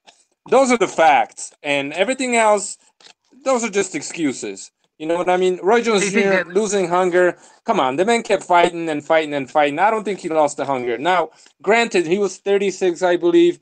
So, no, he wasn't in his prime. But fucking Glenn Johnson, show me another fighter that went after Roy Jones Jr. the way Glenn Johnson did with the tight guard and was able to get to him. Show me, he cherry-picked the styles that he would look good against. And then when he fought Oldman, now his style. Go ahead. I can't remember the man's name right now, but he was a Jamaican fighter. He fought him, and the guy was like 40-something years old already, and he gave him hella trouble. Why? Because the guy was a technically sound fighter. Mike McCollum. That's why. Mike McCollum, thank you very much. Well, I'm not saying he lost the fight. Could you make the argument that Roy Jones, he was based a lot on athleticism? Exactly. And that's why he could contour the fundamentals of boxing. He could go around the fundamentals because he has so much athleticism and speed. But then what when did Tarver and Glenn Johnson do? They kept their hands up and they came forward throwing straight fucking punches. Like basic fundamental shit. Yeah, exactly. Beats Roy Jones Jr. But exactly, Roy Jones Jr. that's losing his reflexes. That type of just putting your hands and coming forward was just enough to beat a guy that, just didn't have any more reflexes. I agree, but it was Glenn Johnson, not Michalczewski, who was the best at 175 at doing that. Yeah, that I agree. And he proved it. Yeah, but then again, here's the thing. You got with Roy Jones, with the Calzaghe fight, a lot of people, Roy's his best. He was old. He was past it, and he was, but he was only 2 years. And a lot. This is a fight I'd have loved to have seen, both in their prime. Calzaghe, Roy Jones Jr. Who you guys got? Yeah, I think Roy as well. I've never been a fan of Calzaghe. I will say this about Calzaghe. I will say this about. Calzaghe's one of the most underrated fighters in boxing. All right. Yeah, he used to punch. He used to be a better puncher back in the late '90s and early 2000s. Then he fucked his hands up, or at least that's the story. I don't know if it's true or not, but they say that's why he started slapping. Can I say something about Roy Jones? Because I don't know if you guys heard that sometimes when a fighter suffers a very hard knockout, they're not the same anymore. The chin is not the same anymore as well. You could make a case for Fernando Vargas as well, where he got knocked out by Trinidad, those devastating knockdowns, and then the final knockout. I think it's confidence, then he lost his chin. So it's the same thing. Sorry, but with Tarver, man. I mean, look at that knockout, man. Could it have affected him? Yeah, it affected him probably, but that's because Roy Jones Jr. wasn't that great. Like there's plenty of fighters who've come back from knockouts like that. Jones legit felt invincible throughout his career. So and then when he got knocked out by Tarver, it definitely affects him mentally. 100% it did. Yeah, Listen, I don't think it's fair to say he was invincible when he didn't fight anybody at 175. Okay, but he did fight. Don't twist my words. I said Jones felt in himself that he was invincible because sorry, man. You're breaking up. Sorry. Well, any time a fighter gets knocked out, the confidence, basically, once a chin's cracked, it's cracked forever. In round two, 2 rounds. Yeah, you get these fighters that go all these fights without getting knocked out, and as soon as they get KO'd, then the KOs start coming, regularly. I think it's the confidence more than anything, bro. I don't think your chin gets worse by being punched on it. I just think the confidence and the belief. And when you've got no belief, then But if Roy Jones Jr. had the confidence, he would have fought Calzaghe, McClellan, Collins, Michalczewski. You know what I mean? He would have fought all these guys. And all of them were calling him out. And he didn't stop anybody. He made it clear that he would never travel to Europe, right? Yeah, he didn't want to travel to Europe to fight Mick Wells. That's funny because the guy never travelled to Europe, yet the guy's got a Russian passport now. Do you know what I mean? Besides, to answer your question. Yeah. Hamid's going on in the chat, so I'll ask you, how does Roy Jones do against Triple G? I think Roy Jones would beat Triple G in his prime. Triple G was too small, in my opinion. I mean, at 160? Yeah, 160. I would favor Roy Jones Jr., but I think Triple G, he would definitely outbox Triple G for a while, but then it would be likely that he'd get knocked out in the end, in like the 11th, 12th round. The thing is with Jones, Jones said, when he was in his prime, he said he didn't want to go to Europe because he didn't want to get robbed, didn't he? That was his reason for it. That was his reason for not taking his fight, for not fighting out the US. He didn't want to get robbed because of because of what happened in the Olympics.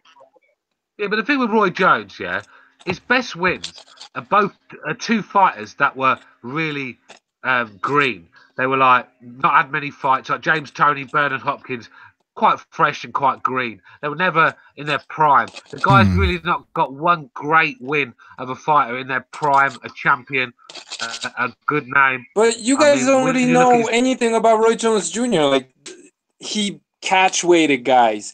He would dictate gloves. He would try to change the day of the weigh-in. Like, he was always A-siding the fuck out of everybody. And you gotta take all that into consideration. All right, listen, I gotta say something. That Hopkins rematch in was it 2002 when Hopkins was winning those unified middleweight division? That's when they should have fought. That is when Jones should have fought Hopkins. Listen, I will say this about Roy Jones Jr., where he did avoid a lot of people, and you take points away from that. That's why I have Bernard Hopkins ahead of him in terms of all-time greats. That being said, Roy Jones, people are saying, well, he beat Hopkins, he was green. Roy Jones didn't have that many more fights or better opponents as a professional either. Yes, he had a better amateur career, but if you look at Hopkins, before he made it as a #1 contender for the IBF middleweight title, he was running through everybody in Tuesday night fights in the field. He was making his bones in Philly. That guy was tough. And yes, Roy Jones didn't look stellar in that fight against Hopkins the first time, but he beat him 8 rounds to 4, and that's what you would expect against a tough guy like Hopkins. Now with the Tony thing, I'm not so sure because James Toney keeps saying that he was drained, that he had to lose close to 100 pounds, I believe, for that fight. That's what he said, and that's what he said in the interview as well, and he said it plenty of times before as well. So all right, let's say it's true. Roy Jones still darted around him. When you step in the ring, you know the excuses, you can't take them too seriously because you stepped into the ring. Otherwise, you could have pulled out. With I will say Roy this, Jones, yeah. but let me hold on. Let me just say one last thing go here. on. Let me just say, when he fought Tarver, Roy Jones was physically depleted. You could see it. I don't know how you guys scored that fight, but I saw Tarver doing very well, and then he let it slip out of his hands, and Roy Jones stepped up to the plate. So at least in that fight, he showed he had fight in heart. So I'm obviously I'm not saying he's the best ever, but when prime for prime, whether he ducked or not, his physical abilities. And he had some good boxing IQ as well. All of that combined, he would have been very hard to beat. And I'm not saying that because I'm a fan of the guy or whatever. I'm just telling you because that's the way I see it. Look, the problem going is back to Triple G and being beaten, Golovkin had 8 losses in 300-something fights, right? Roy Jones Jr. had 13 losses in about 140 or 50 fights. So he was more beatable than Triple G, I'll tell you that much. He's lost more times, that's for damn sure. Yeah. So, yeah, when you talk about... I don't even know why that... And if his physical... If Roy was in his physical prime or he was most athletic when he was an amateur, like the speed, foot, hand speed, like he was... It was unreal when he was an amateur, more so than when he was all roided up later on in his career. You know? All right, hold on. Stu wants to say something, I think. Stu, you've been wanting to say something, right? Yeah, I do. I was going to say, Roy Jones, right? The super middleweight division, when Roy Jones was in his prime, was like, this guy could have been a super... Obviously, he's a big star, but he could have been an absolute superstar if he took this fight.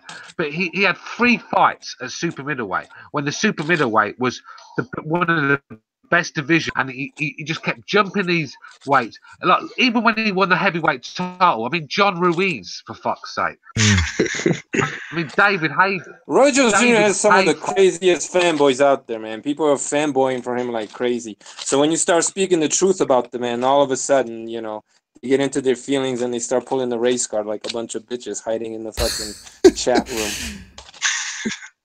Well, look, it's a pretty volatile subject because, you know, he was... That's partly also when we talk about hyping.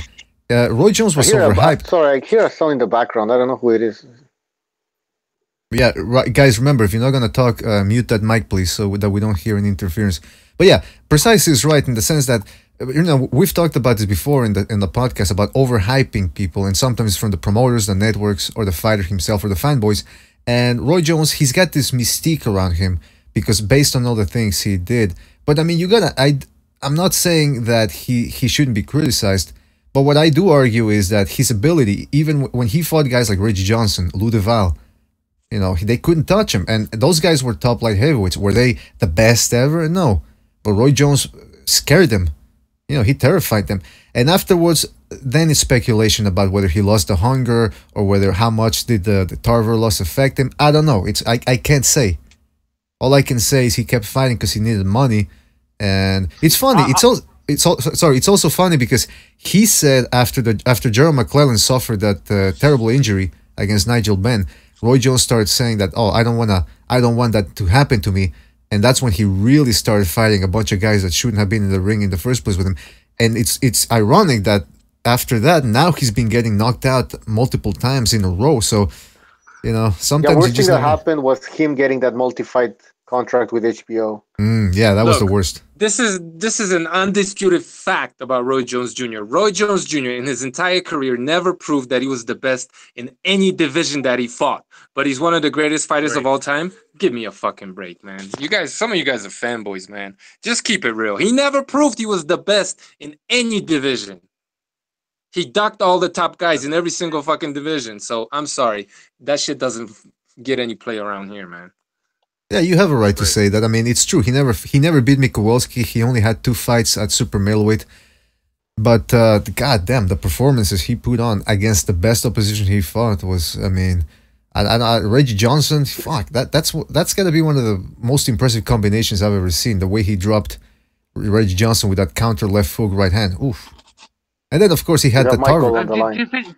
Do you think he declined when he got rid of his dad? Do you think that's one of the reasons? Because I heard that his dad. The reason he got rid of his dad because his dad shot his dog and killed it. That's what I heard. Yeah, that was what happened. Guys.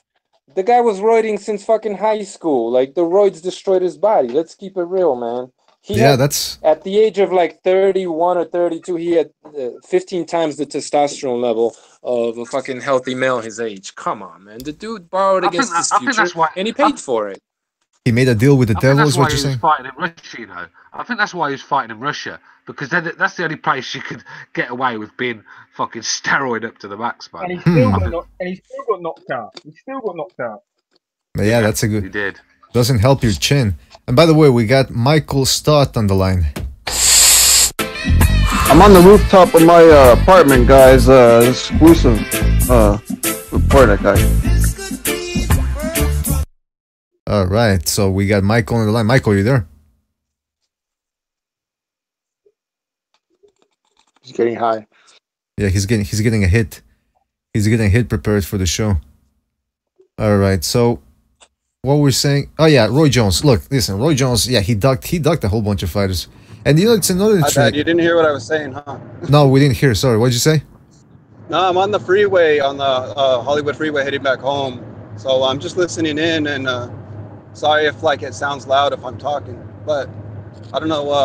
I used to admire Roy Jones. I used to want to be like him when I was little. So when I used to do amateur boxing, I used to try to showboat like that and shit, dude. I used to get clowned for that shit. Yeah, you didn't want to go ahead and do that, man. There's nothing, there's people. That's the other thing that Roy Jones started. He started the whole thing with people trying to imitate his style, and unless you had, sensational or extreme reflexes and hand speed and hand-eye coordination the way he had, you shouldn't really be fighting that way. I mean, look at Jean Pascal. He lost some of that timing. He lost that hand speed, and Eleider Alvarez was jabbing him to death. Well, not to death, I'm exaggerating, but he was out jabbing him, and that jab won him the fight against each other. Why? Because Pascal fighting with those low hands, and he didn't know how to cut the ring off or apply pressure. So the last fighter that you want to imitate is Roy Jones. You can borrow things from him that he did, but you cannot fight like him.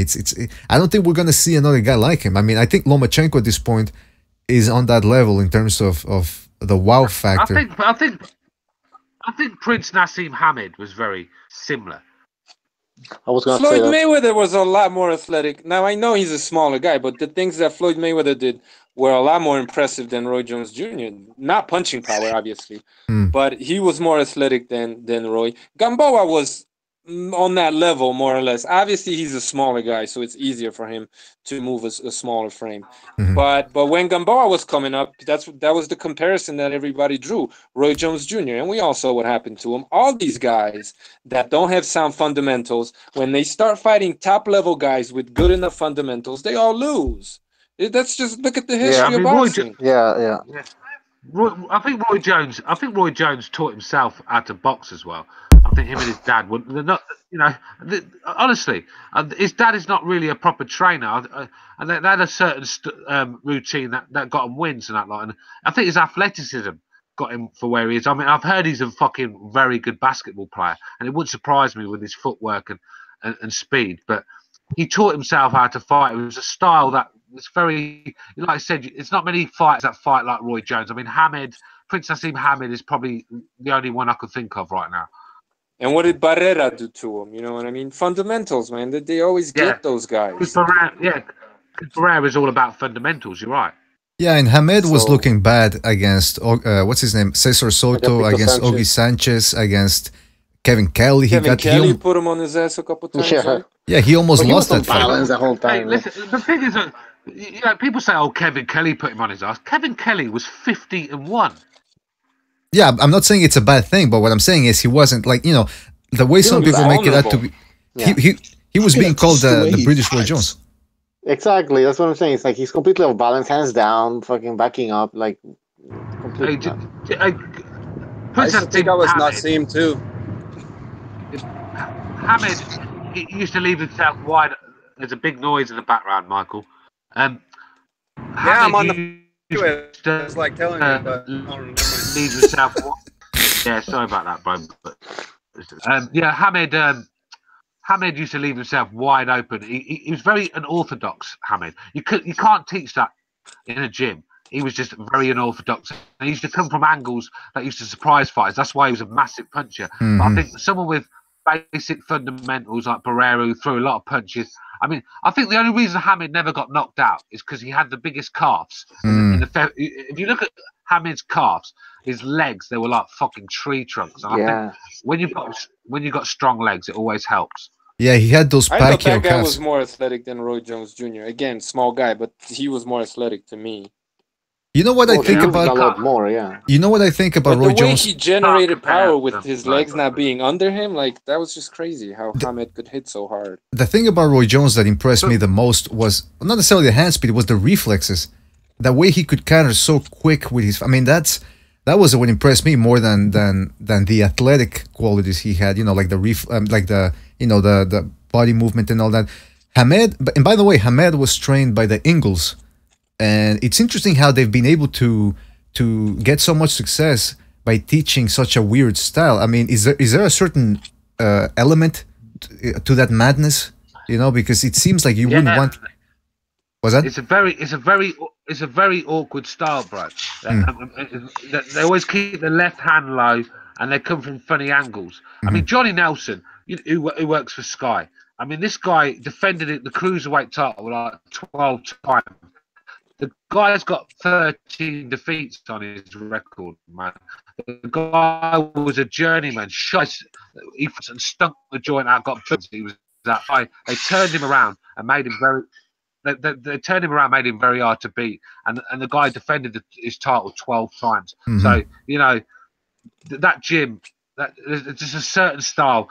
That they're just different fighters. It's not a European style. It's not an American style. It's just a very fucking an orthodox style, and I think that's why they do well because you can't train for that style.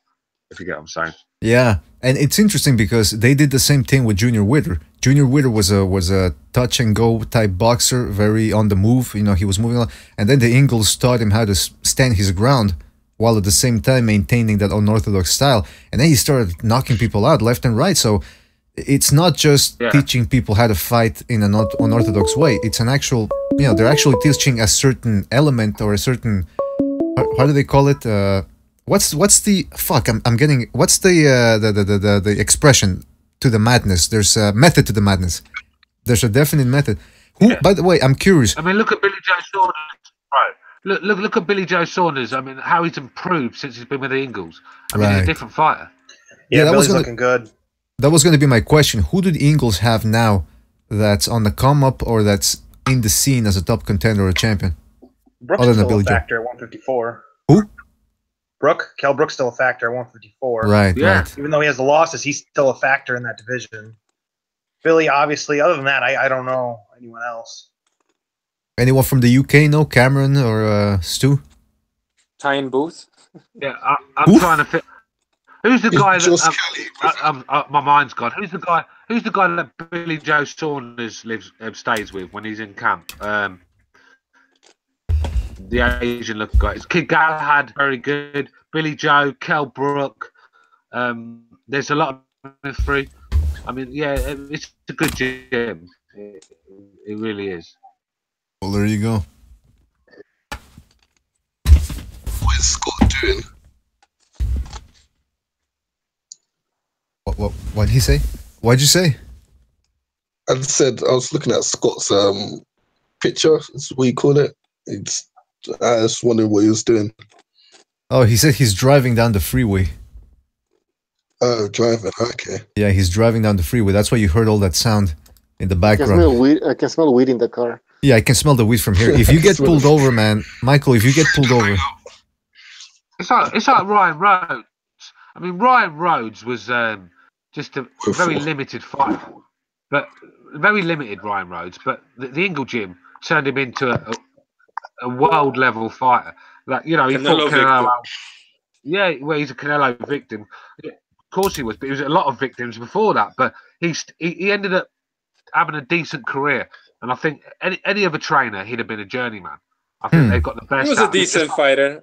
I give Canelo props for beating him. He was a decent fighter. He was a Hard bum. to hit. He wasn't a bum. I'm man. kidding. I'm trying to get into the spirit of the show here. By the way, do we have Recognize in the line? Recognize, are you there? Yes, I am. All right, you know what that means. Oh shit, where is it? There we go. Don't get fooled when they tell you that the crime rate is down in New York. Every time I watch the local news, they're always talking about, well, there was a stabbing here, there was a stabbing there, there was a shooting there, but the crime is down. Don't believe everything you read or hear. That's what the quote is all about. Recognize, thank you for being on the show. As always, we always appreciate it. We're talking about just about anything. The Ingles. We're talking about earlier about Roy Jones. That really got the discussion going. And by the way, we have a new segment where people ask us questions, or they send us emails via the internet. And I guess it's about time we started reading some of those emails out on the internet. And Gaia 500 is going to be reading those emails. So here's the first question that Gaia is going to read. Gaping Asshole wants to know, who would have won between Maidana and Matt Easy? Okay, so from what I understand, a guy named Gaping Asshole wants to know who would have won between Maidana and Matias. That's an interesting question right there. Who wants to jump on that one first? Maidana. Yeah. Oh my Maidana's skills are so underrated. What versions are we talking about? Well, I suppose somewhere in between. Garcia. 140. Nah, yeah. Sorry. Matias pre-Garcia. Nah, Madonna with Garcia wins that fight.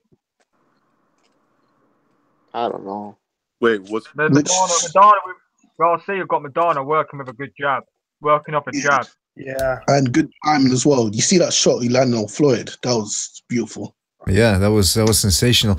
But that's Madonna beats Matisse every day of the week. Lucas Matisse he's a bully. He's all right when he's walking forward and throwing punches and overpowering guys.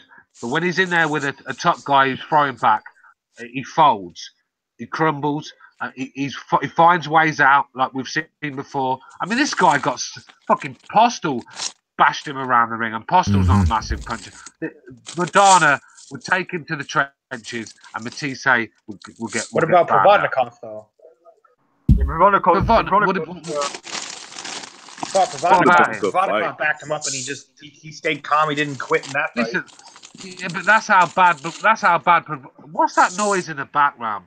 Yeah. Is that precise? Fucking ass. I'm trying to talk to someone's eating fucking ice cream in the background. I like how mad Stu gets when he hears somebody in the background. Provodnikov is so limited.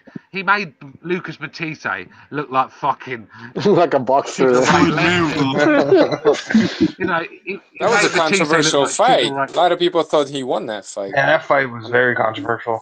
Yeah, but Lucas Matisse was the boxer that night on the back foot, and he was outboxing Provodnikov for me. And Lucas Matisse don't outbox anybody. You know, he looked like Sugar Ray fucking Leonard in there. I mean, Provodnikov you guys know Matisse and Maidana have quite a rivalry in the amateur ranks, right? Oh, yeah. Like 4 times, I think. Did they? Yeah. Damn. They should have fought in pros. Oh, that would have been awesome. They both had little fucking ponytails back in the day. There's a few pictures floating around of them too when they were younger. Yeah, there's even a little snippet. What's up with that, man?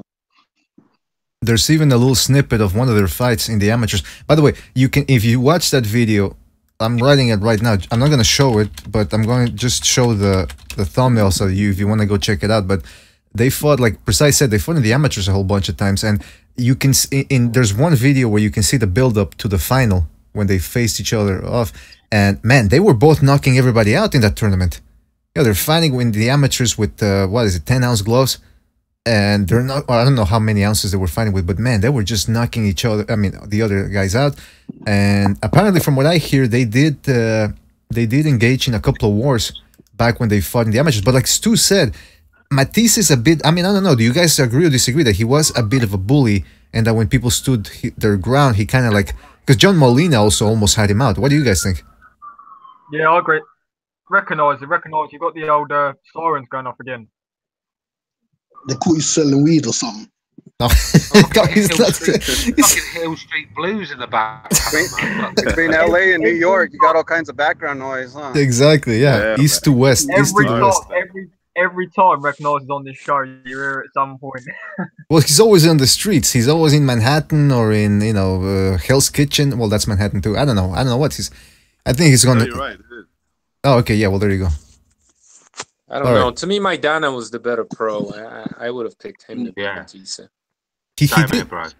He did seem like the more solid, mentally solid guy. I'm still curious about what happened in that Devon Alexander fight, though, because if you were to tell me, and I'd never seen that fight before or didn't know about the result, and you asked me, hey, who do you think wins between Alexander and Maidana? I would have said, oh, Maidana. I think Maidana runs through him, almost the way Matias did. And no, it was the opposite. I mean, Devon Alexander was able to comprehensively outbox. Yeah, but Maidana was very limited back then, bro. When Maidana got with Robert Garcia taught Maidana how to jab and to get inside. And to get inside without taking shots. I mean, it was a different fighter. The fighter that fought Devon Alexander was an Amir Khan, was just come forward, throw bombs, and he, you know, he was getting countered all the time. But he learned a lot under Robert Garcia. I mean, the Maidana that fought Mayweather was a hell of a lot improved, and I think he would have done a right number on Matias. I really do. And Alexander was a juiced southpaw, man. The guy was juiced to the fucking eyeballs, and he was a southpaw. So you think he was on painkillers back then? Also, he admitted to it. He shit! Said he was. Well, there you go. Also, Maidana was going to retire after that fight. I think he said that in an interview, but then he found Robert Garcia, so he was like halfway out. Yeah, he just wasn't motivated, man. Dude, Floyd retired Maidana. Retired him in the best way possible. Yeah. The thing is, like Maidana, I think somebody actually approached Garcia and told him that Maidana was going to retire. Yeah. And then Garcia obviously then started working with Maidana because of that. No, that's excuses. Floyd retired him. I mean, did you see the beating he gave him? No, this is before Floyd beat him, man. I think if you're going to beat Floyd Mayweather, you've got to get him on the first time. It's like Castillo when he had his chance. I think he got robbed. To be honest with you, I had him winning that fight. So the second fight, Floyd adjusts and he makes it easy. Maidana, you got to get him on the first fight. If you have a rematch, Floyd's going to beat you every day of the week because he's the best in the world ever at adjusting to situations. And I think. He didn't realise what Maidana was going to bring to him. I think it was only like 6-7 rounds when he was getting bashed up when he realised I need to change things up here. And that I think Maidana got the best of him. I mean, he made the second fight. I think he would have. I think I could say he lost that fight on points. But the first fight, between the first fight and the second fight, Maidana looked like he got the best. Well, when 78 was one of the biggest homos on the planet, had it a draw, then you know the fight. Yeah. Yeah, the first fight, I thought Maidana, really came close to winning. The second one, Mayweather just went into the same mode that he went into against Pacquiao, which was, I'll touch you, I'll make you miss, I'll hold if you get too close, and I'm just gonna get the win on two clean punches or 3 clean punches around. But man, Maidana gave him hell. That's why when people say, "Oh, Roberto Duran against Mayweather, who wins that one?" Come on, Roberto Duran, lightweight Duran, or the welterweight that fought Sugar Ray Leonard, and who walked through a legit puncher's shots and went to war with him. Come on, and Mayweather Maidana became one of my all-time favorite fighters when he did that job on Broner. That's the one fight that never gets old. Going back and watching that fight. Yeah, I agree. Watch it before I go to sleep. I mean, Amir Khan, man. When Amir Khan fought Maidana, man, I was screaming at the telly, "Hang on, Amir! Hang on! Hang on!" Imagine what Shady Singh was just fucking saying. it was the longest 3 minutes of my life. The guy just was. Every time he thought he recovered, he took another bomb, and his fucking legs did the Bollywood dance, and then we're at it again. Hang on, Amir, hang on. Oh man. You know, Stu, when Amir you said showed a great chin in that fight. Stu, Man. when I you don't were know how he survived. when you were saying hang on to him, you should have told him that when he was with his wife as well, man. Hang on, Amir, hang on, because he would have needed. AJ. Yeah, exactly. Hang on, Amir. Listen, if AJ has been there, you know it. When Amir re-enters, mate, it's going to be very disappointing, isn't it? My goodness gracious. This is supposed It to must be be horrible to be a Amir Khan fight. It must be like fucking horrible because every punch that could be the end of Khan. You know? I wouldn't be surprised if Phil Greco. I wouldn't be surprised, man. Phil Greco knocks him out, man. I would not be. I would not be surprised if that happens because Phil Greco was tagging. Phil Greco was landing on Spence. If he can land on Spence, he's landing on Khan. Yeah, and I think he took that fight on 1 week notice. The thing with Khan, he could be winning 11 rounds and 2 minutes and 30 seconds of the fight, and before you know it, he's sleeping. The guy, he's another David Price. When he's fighting, the ambulance is outside waiting. Let's be real. Oh man, yeah, it must suck. Like Bucho said, you got all that speed and all that experience from the amateurs, and he's a smart fighter. And then he just takes one shot. I mean, Diaz. Which one was it? Not Juan Diaz. Julio Diaz. Julio Diaz. Julio Diaz. Yeah, had him on Queer Street. Julio Diaz looked like Salvador Sanchez in there when he was fighting. Oh man. Oh, man. You think it's all a big joke, gotcha. Father in the background. Was that? Just go. You could see. You could. Go ahead. So in the Del Alexander fight, he was hurt as well. I think it was in the 4th round. You get caught with a right hook, and he leg just wobbles for a sec. Huh? You got hurt by Algieri, man. Algieri hurting. Yeah, Algieri stunned him a little Yeah, bit. and Algieri, he couldn't punch candy floss off a stick. This guy, right? He couldn't. And Amir Khan was getting rocked to his fucking boots. And the thing is, Amir Khan, if he had any sense, he would drain himself to the lowest division he could get to and hang around there. Because the more he goes up these divisions, these guys are punching harder and harder, and he's going to sleep. And this guy he's a knockout away from being brain damaged or on the same pills as Freddie Roach. He was getting knocked out at 135, man.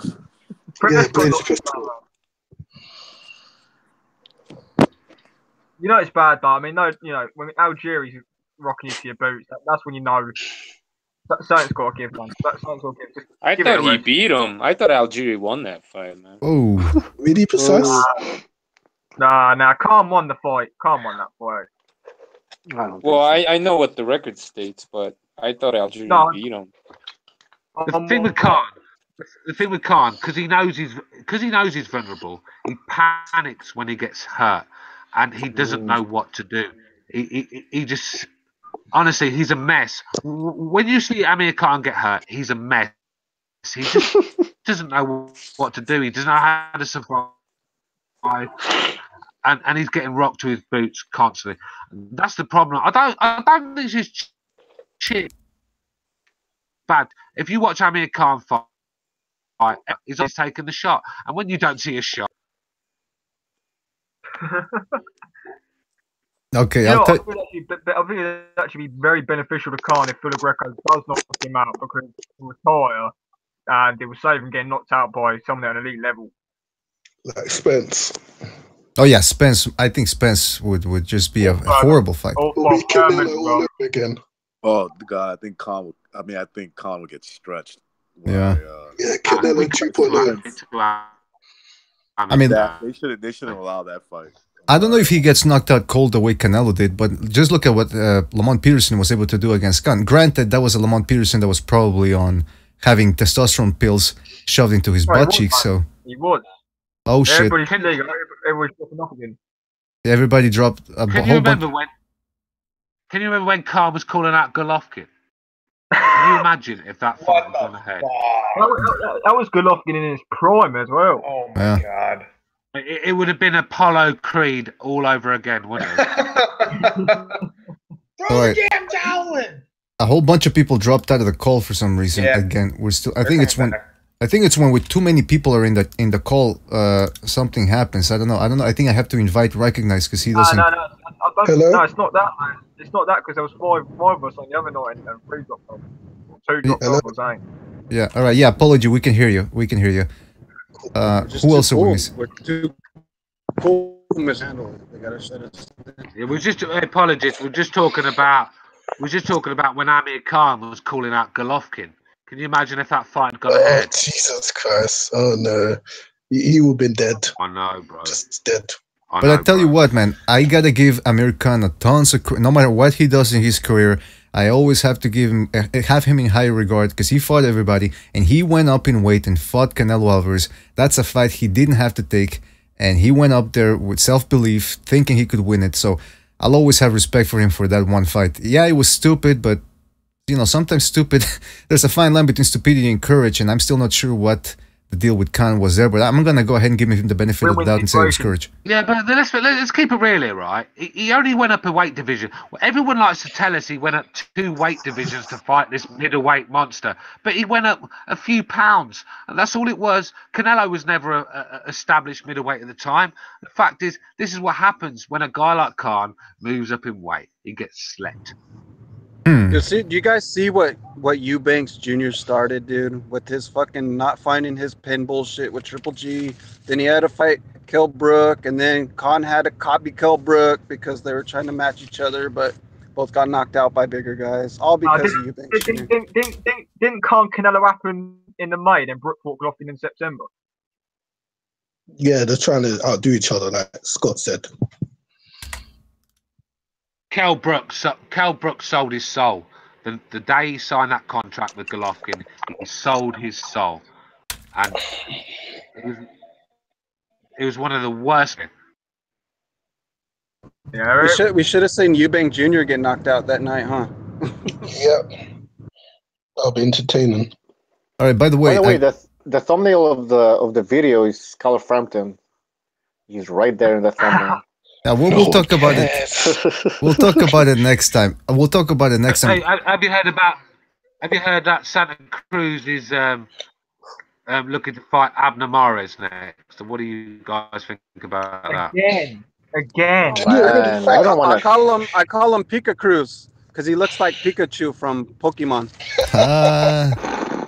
Does as well. What's up with this shirt that he was wearing? What's with the pink thing? And Canelo now Leo Santa Cruz are wearing pink. Yeah, man. They should just made. I mean, Gary Russell Jr. is taking his yearly fight against Jojo Diaz next. We won't see him fight until June now. But, you know Heyman should be making Leo Santa Cruz Russell Jr. unification. I mean, why aren't you making that fight? Heyman never does what happened that. What happened to the Frampton rematch? You know, what happened to that? Well, Santa Cruz didn't want to kind of Belfast, did he? No. I mean, Santa Cruz, I think he's a very good fighter, but his personality. I mean, this guy, he could talk a glass sight of sleep. He's got. I mean, I think he's a bit dopey. He's got cheeks and chop. I think he smokes something. He's just not. He just fake. What's up with the way he talks? I hate the way he talks, dude. Like, I don't know. I can't stand him. Like you're like Stu saying. It's like, what is with he talks like a 3-year-old. It's almost as bad as Terry Flanagan. It's almost as bad as Terry Flanagan. Listen to him in an interview. Oh God, still talk about him. He does. Frank Warren.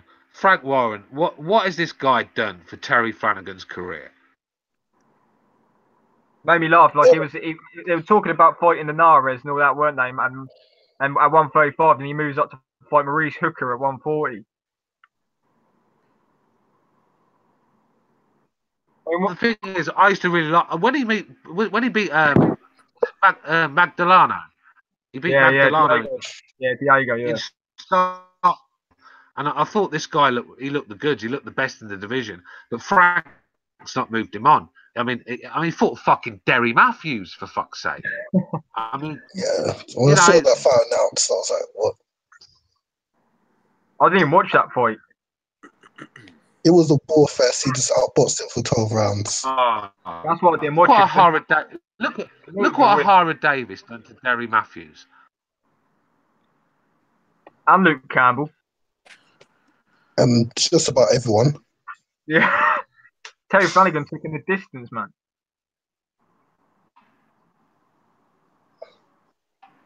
They should have made that. They should have made the Crawler Flanagan fight. I'll reiterate that. I remember Derry Matthews offered me a fight, and he wanted to fight me when I was on Twitter. Really? What? Yeah, because I texted him. I said he was talking about his career and everything after another defeat. I went and said, do yourself a favour and fucking retire. You're a bum. And he got back. He didn't like it. He got back to me, and he said, if I'm a bum, why don't you come and try me out? I was like, to be fair, I miss having you on Twitter, man.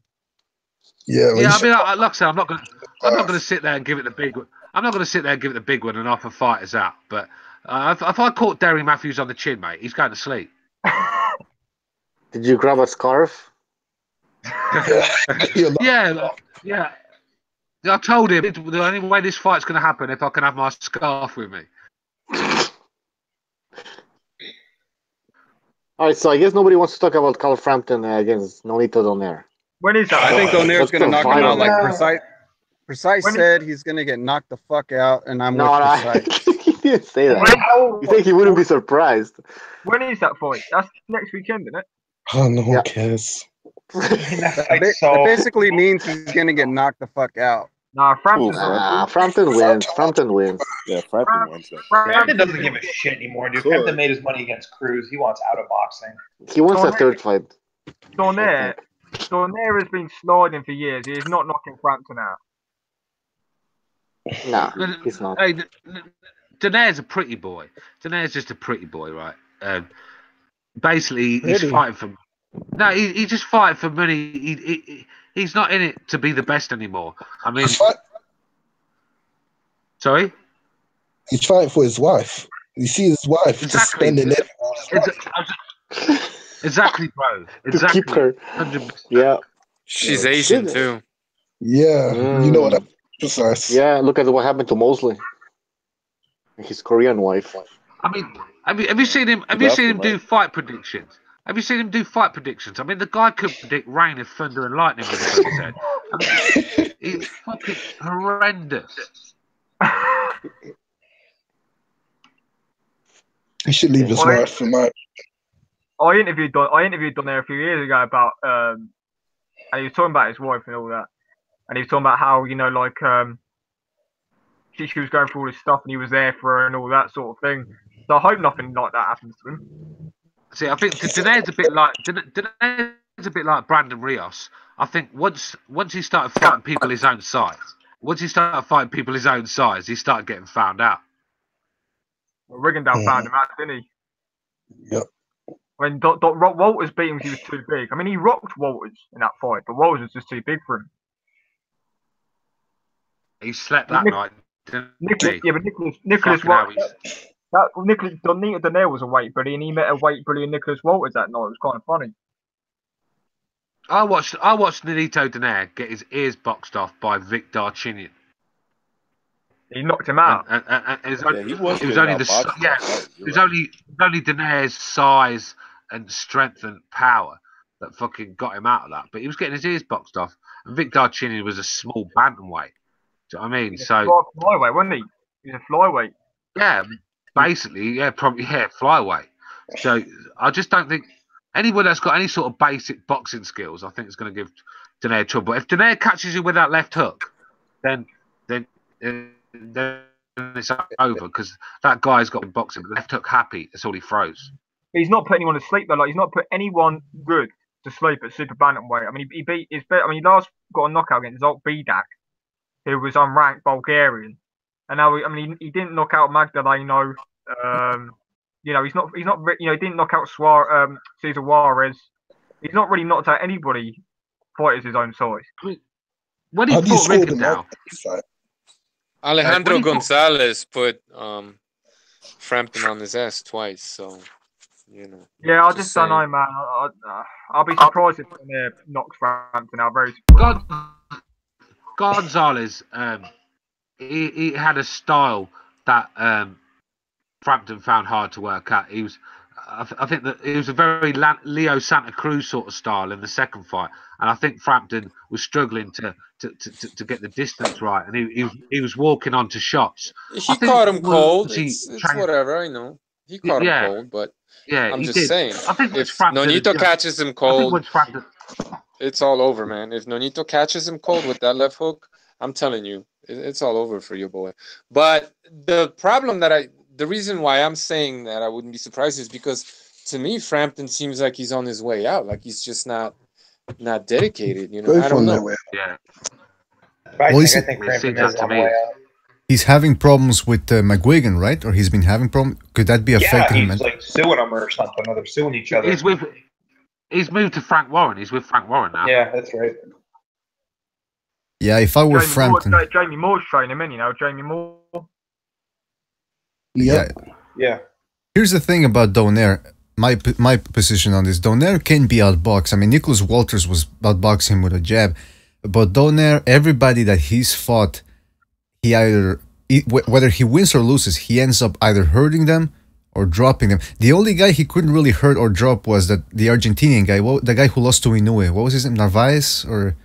Omar Narvaez. No, Omar Narvaez. Yes, he's the only one he couldn't really. You could never land on him. He couldn't land on him. You know? Yeah, the guy was covering up pretty well. I mean, you got to give Narvaez credit. He went up in weight, older, and took on a younger, bigger, faster guy, and he went 12 rounds.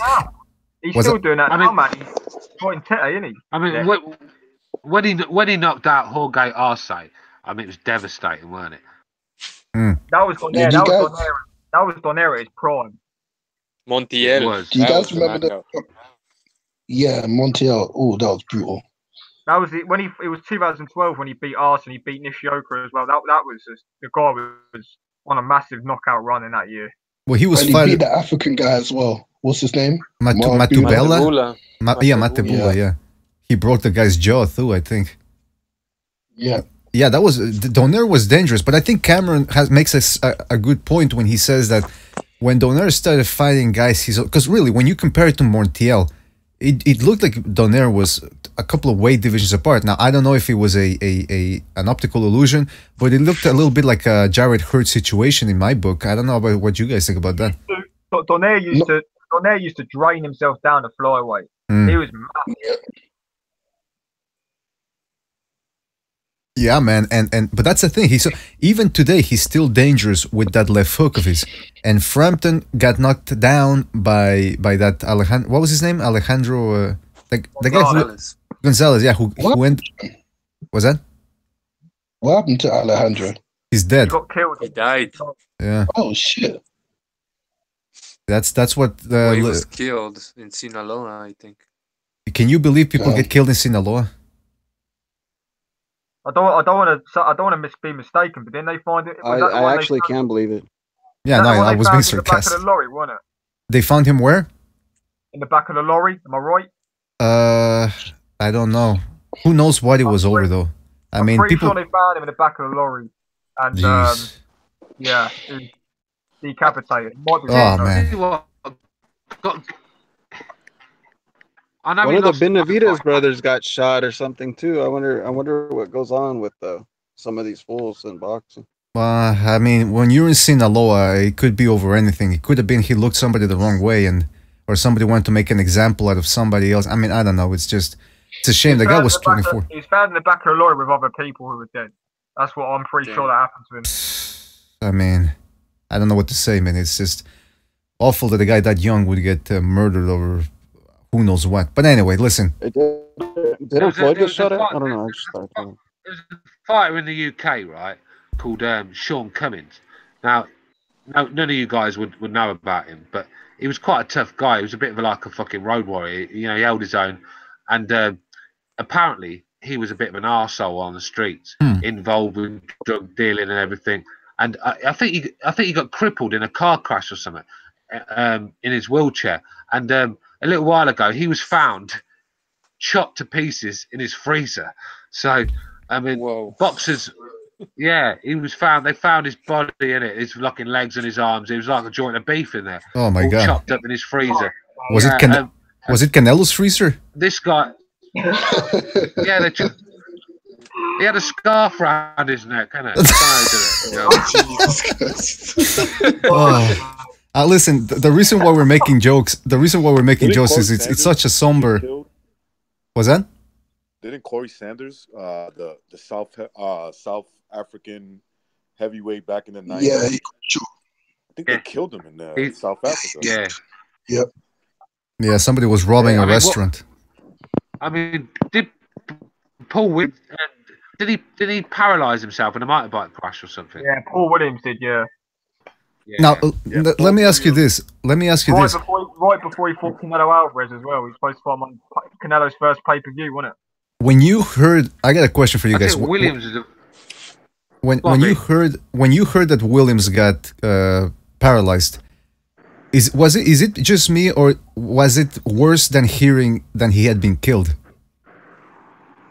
I think when you're paralyzed, you are based. When you're a fighter and you're an athlete, I think once you're paralyzed, you are dead. I mean, you only have to look at Billy Collins Jr., who got seriously beat up by Resto with the hand wraps when he took the padding out of the gloves. He was never the same guy at that. Apparently, he committed suicide like months afterwards. Oh, jeez. Yeah, fighters are like very emotional. Some of these fighters, and it could just be like Tyson. When Gus D'Amato died, Tyson went off the rails. Certain fighters need certain guys around him. Tyson Fury needs his Uncle Peter around. When he's not around, he's a loose cannon. A lot of these fighters are mentally disturbed, and they need certain people to be around. And I think when them people are not around anymore, then they go off and or if you take a big beating, a loss that you can't handle. A lot of these fighters don't take it well, and they're never the same person. Right. Yeah, that's a good point. And what do you think's going to happen to Leo Santa Cruz without his family around? Maybe. You never know. To his family. He'll go all crazy. No, I'm saying without him, like Stu's saying, like, do you think he'll fucking lose his shit? Well, the thing is, like, his dad he had cancer, didn't he? When he fought Frampton the second time, he was talking about it. So, right. I'm not too sure what happened there. I'm not sure he's okay now, but I'm pretty sure Santa Cruz has always been whining about being a victim for most of his career. I hate that victim mentality shit. I will say this, though. And I hate to ruin the fun a little bit, but the reason why I was making jokes about the guy there that got chopped up is because, we're talking about Gonzalez getting murdered. We're talking about Paul Williams being crippled. We're talking about this guy getting chopped up. I mean, it's a dark subject, and I just wanted to liven up a little bit. Yeah. Don't forget about Vernon Forrest getting shot up. Oh, that was bad. Gotti. Let's be real. Sonny Liston was clearly murdered as well. Yeah, that too. I mean, he was with the mob. He was taking dives and shit, man. Look what happened with Edwin Valero. Look what he done. A lot of boxers. There's been a few boxers that have been killed, like Hector Camacho Sr. Remember him? He got killed in Puerto Rico. What's the other guy's name? Damn it, Nicaraguan guy. He was the Alexis Arguello. He was murdered. Yeah, I mean, after Dennis what Aaron Boyd Pryor got beaten half to death. Who? What Aaron Pryor did to him, though, no wonder he went on a fucking downward spiral. I mean, the old fucking Panama Lewis juice. I mean, it cost him a victory that day. Dennis Boytsov. I heard about it. Dennis Boytsov. He got put in a coma, didn't he? He went from a heavyweight to a light middleweight. That's how much weight he lost in his coma. Jeez. There's a fighter from Britain, right? There's a fighter from Britain called Kirtland Lang. I mean, the guy beat Roberto Duran in his fucking prime, right? This guy, Steve Bunce, went to do an interview with him, and he had to wait on a park bench, right, for him. The guy was homeless. He was a drunk, living on the streets, on drugs, and he was a mess. He was speaking to this Kirtland Lang. This Kirtland Lang was like, he was a tramp. Like, Bunce had to buy him beers to get an interview. And this Kirtland Lang, he was saying to him, he goes, "How do you feel that you know, after you beat Duran, he went on to make $25 million, and you're living on a bench?" Damn. You know, Kirtland Lang used to nights before fights would go and get drugged up and fuck prostitutes all night, get up in the morning and get ready for a fight. And this is a guy that schooled. Was he a black dude? Yeah, he was a black dude. Yeah, and he schooled I Roberto wonder Duran if in his Clubber prime. Lang. I wonder if Clubber Lang's name was based off this dude. Well, I don't know, but Well, I think it just Kirkland kind of sounded like that. Kirkland Lang beat him in the 80s, I think. So What it about might that have been Russian around that cruiserweight? time. I mean, Rocky 3 was what, 80, 81, 82? 83 maybe? yeah, 83. yeah. No, but Kirkland Lang would have been around that time. I mean, I think he got slept. I think Kirtland Lang got slept by Harold Graham. I mean, I know you guys. You always talk BDA. I know you always talk about Harold Graham from the Ingle Gym. Yeah. You always talk about. He's a very good fighter, and I think he slept Kirtland Lang. But Kirtland Lang was a very slick fighter, but he just couldn't take a shot. He was a bit like Amir Khan, but he schooled Roberto Duran in his prime, and now he's a drunk living on the bench. So, there was a Russian cruiserweight. I think I forget his name, but it's like his most notable win was beating John Ruiz. Remember when Ruiz was fighting at cruiserweight? His name was Khan, I believe. His last name was Khan, not KH. It may have been CON, something like that. And he was I believe he was a champion, and he was working as a bouncer in Brooklyn, I believe. Got into a fight with a Russian mob dude. Obviously, he won that fight because he's a boxer, right? And they came back, and I believe they killed him and they chopped him up. Jeez. This was a pretty known story. They found his body 2 years later. My goodness gracious. What's with all the chopping up? I mean... Yeah, but these were Russian dudes. These were people, I mean, yeah. you got to feel for Max Kellerman's brother, really, ain't you? Taking in a piece of shit like James Butler into your house, and then you know the guy goes and fucking beats you to death. I mean, if Kellerman's brother had any sort of common sense, he would have seen what he did in the ring that got him banned, and would have had that guy nowhere near his house. But he thought he was doing a friend a favour, and when he decided that he didn't want him around no more, that he wanted him out of his house, the guy killed him. I mean, yeah, Butler was a person that was always in trouble, always. But let's be real. Kellerman's brother was a little cuckwigger, just like Max. Brother. He was rapping. Yeah, I think. Oh man. Yeah, good fucking riddance. Fuck that guy. Oh my god. Oh man. You're a comedian. You make people laugh. You think this is all a big joke, don't you? And there's me thinking I'm controversial. Fuck, man. In the chat room, Mateus Lee says Kellerman is a cock. I mean, he's not wrong. But that doesn't mean. I mean, look, you know. But hold on. Let's be real. Kellerman was all for diversity, and diversity got him killed. So, let's be real. Oh man. Strips to you. Oh, you guys. Would Max Kellerman let Andre Ward stay in his house? Ward was homeless. No, he's never. Yes. He probably let him do stuff to him too. All of a sudden, Kellerman comes out of the bathroom all naked. I remember during the Rosado Golovkin fight, Ward was doing the commentary, and Ward said about Golovkin, "No one's invincible." And then Max 2 seconds later says, "There's a pretty good super middleweight now that's looking pretty invincible." I know. Ward giggled at him, and I was just sitting there like, "What the fuck is this?" Oh my god, he's flirting with the guy, man. All the way back then, they weren't even talking about Ward. They weren't even talking. Ward just said, "Oh, Golovkin's not invincible," and Ward just and Kellerman just tells him he's invincible. It's like, fuck, man. They're sitting next to each other, and Kellerman puts his hand on Ward's lap. In his lap. Yeah. And Ward does the same. And they look at each other. Like... Your use of the word "quote unquote" faggot is extremely offensive to me. You guys. Andre Ward got kicked out of his house by his missus. Went to live with Max Kellerman because you know Max is going to offer him a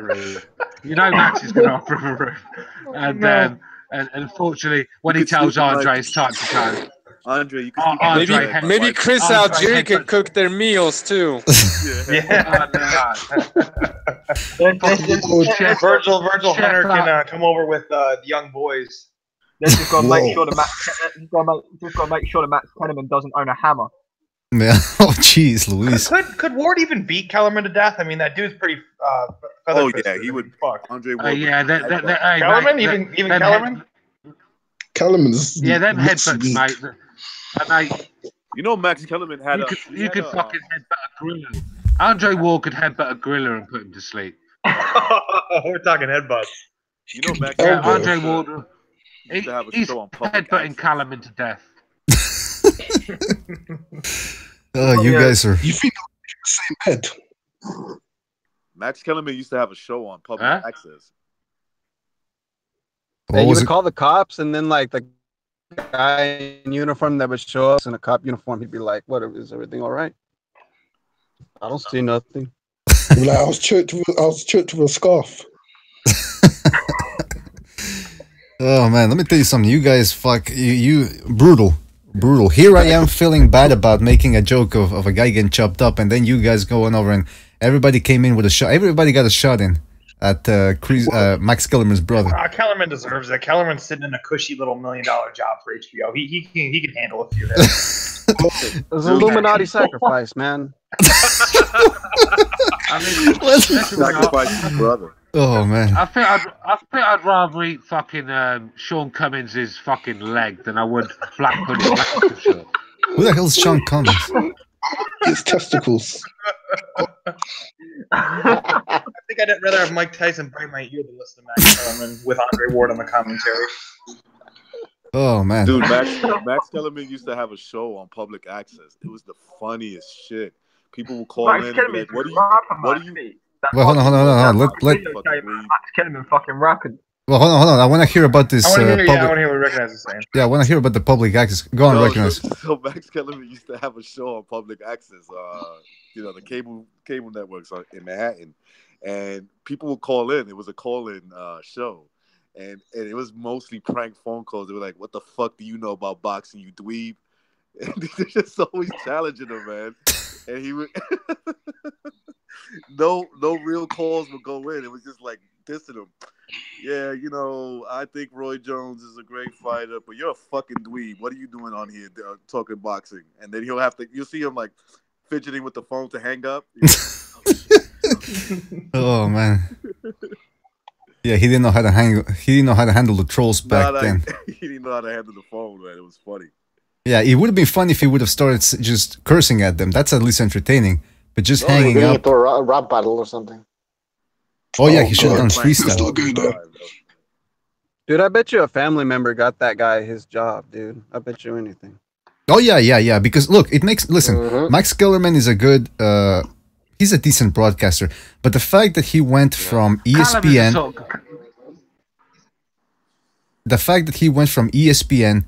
and then he took away Marv Albert? No, not Marv Albert, but the Barry Tompkins.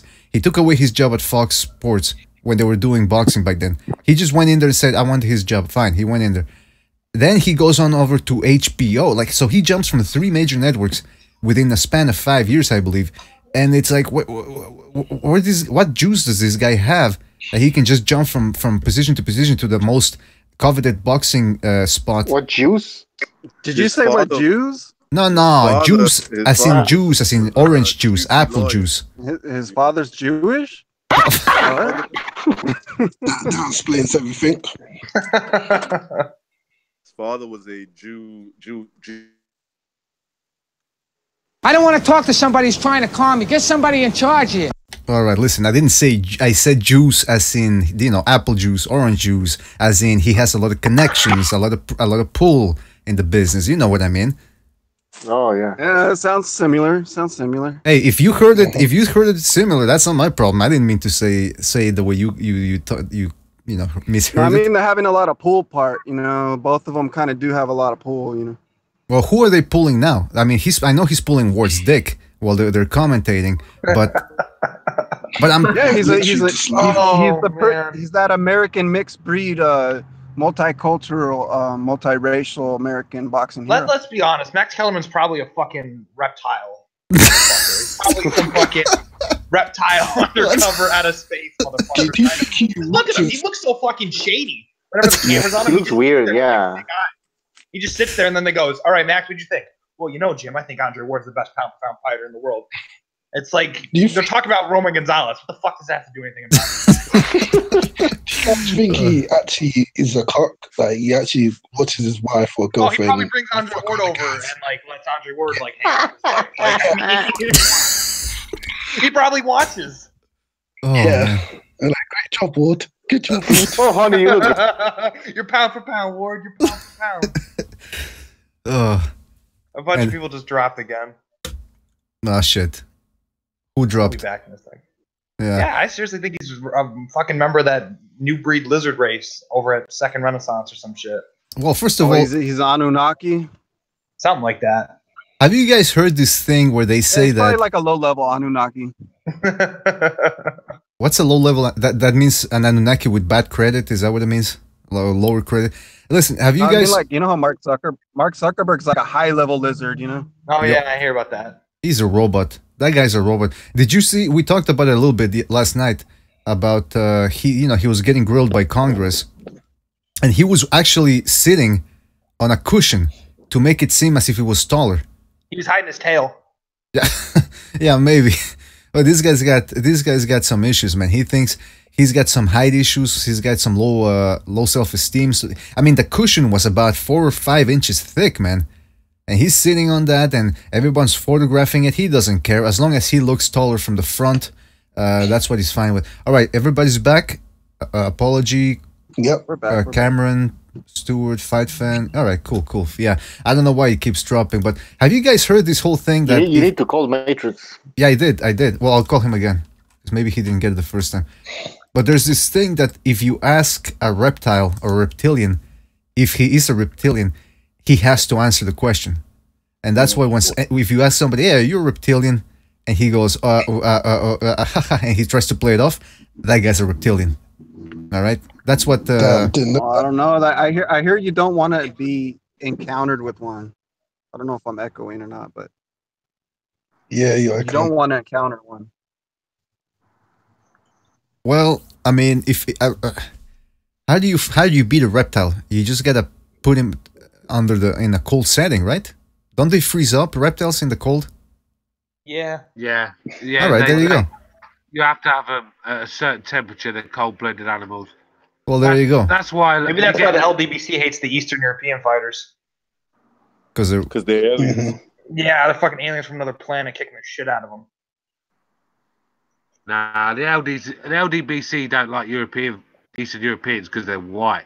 That's why. They don't like Western Europeans either. They don't like anybody, man. They don't like anybody. They don't even like themselves. I mean, Wilder don't versus even Josh like- was racist. They don't like Floyd anymore because Floyd likes Trump. Oh my god. It's like a fucking cancer. I'm serious. Like Floyd now likes Trump. I watched a So video. they don't like Floyd anymore. I watched a video a little while back. An LDBC guy, proper fucking. I think he was a Hebrew Israelite, proper racist and shit. You know what I mean? Talking about fucking the white devil and that. Like. And he said, "No man can test Floyd. I mean, look what Floyd Mayweather did to Joshua Clooney." I'm like, I can't remember. Because he is a white devil. Stu. Right, when did that guys, Stu, wait, hold on, everyone. Stu, whatever happened to Benny Umar? Oh, he's still around, isn't he? Oh, I'm surprised God. he had strapped himself up. Strapped himself up and got into a code himself up. That Benny. Yo, that Ben Umar is crazy, man. He be talking the craziest stuff on his videos. Oh, I remember when he pulled out his measuring tape and measured his TV as a response to you, Stu. That shit was hilarious. Yeah, what were you on about the tape measure? Yeah. Well, basically, what happened was he did a video and he was showing his TV and he was like, "Look at that TV, Samsung, and all that lot." I'm like, I texted him. I said, "Oh God, that TV sucks, man. 25 portable, isn't it?" and just trolling the guy. And the next minute he's done a video, a message to Stuart Little. He's like, "Listen here, you white cracker, you motherfucker measure out." Got his tape measure out and started measuring his TV. See that? Oh, I remember that. I remember that. Oh my god. Yes. He's like X. So Who I was did a that? video. Sounds like X. Yeah, That's the king of the so I did a LTBC. Yeah, well, I did a video back to him, innit? And just did him a little tour around my house and showed him 3 fucking 3D tellies that size. And he soon quieted up. He's like, "You can never afford a TV like that, cracker." I mean, anybody can have a decent TV. Just go to the fucking place and get it on finance. Do you know what I mean? The guy's a cunt. Got his tape measure out and started It's all measuring about his TV. material for them. I mean, what do you expect from these people? I mean, Why do you think they're so concerned about how much money Wilder makes or something like that? yeah. They don't give a shit about anything else. It's the same people that watch that, House of the Millionaires, or what's it called?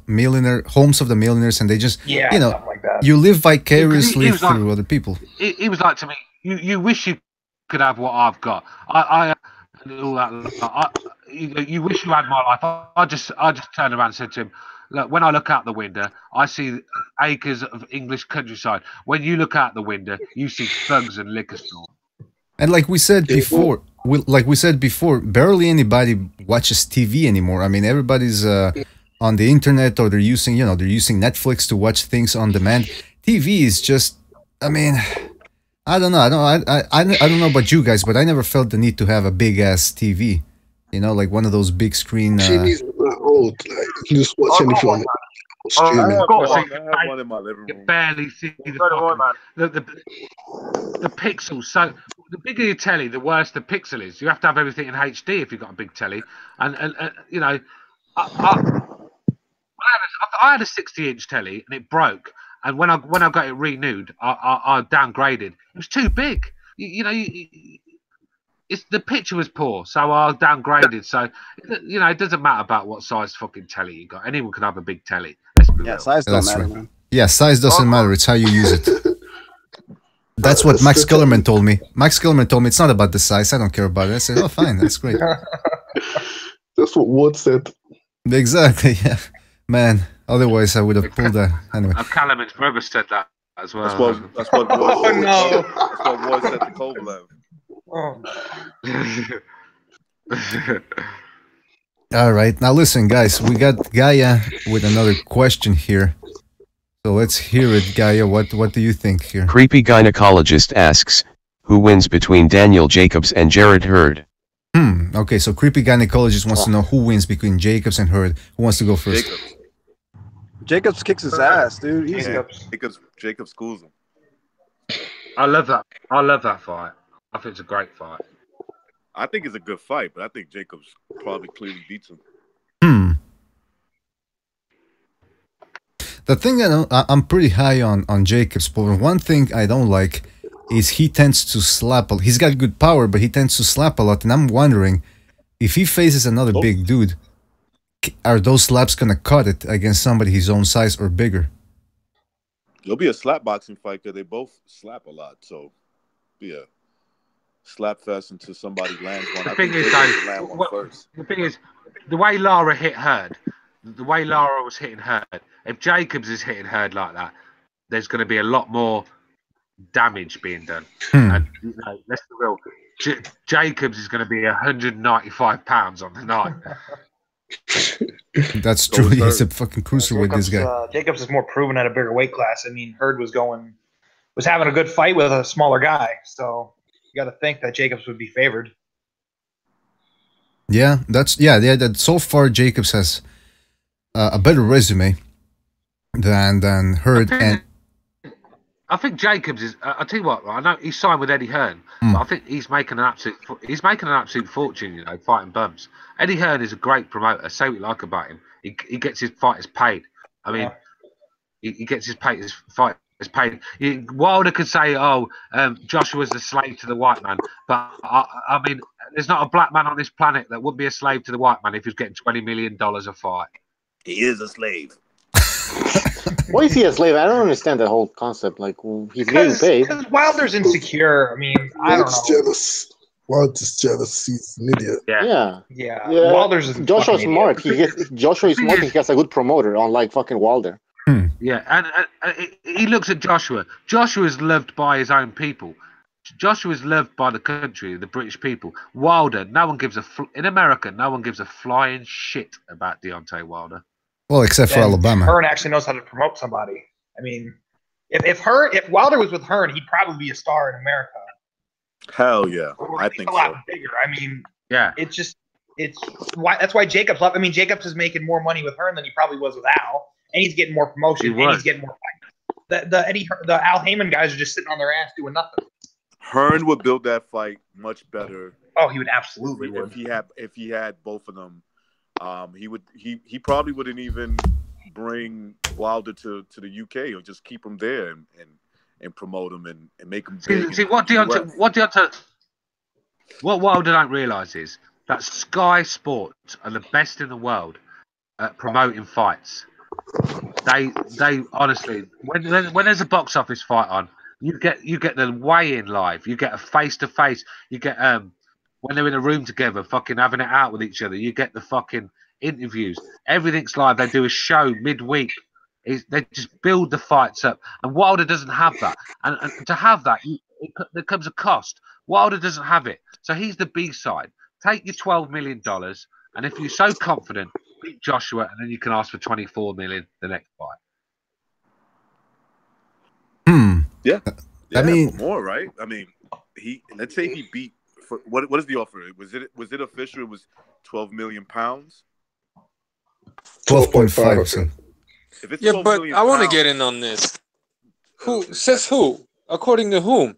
Like, where's this news coming from? It's true. Let's just say if it's true. Whatever. Let's say if it's true, right? And he knocks out or he beats Anthony Joshua. That'll make him a huge star. That's one instantly. And he could probably get the next time around maybe double whatever real money is being offered to him.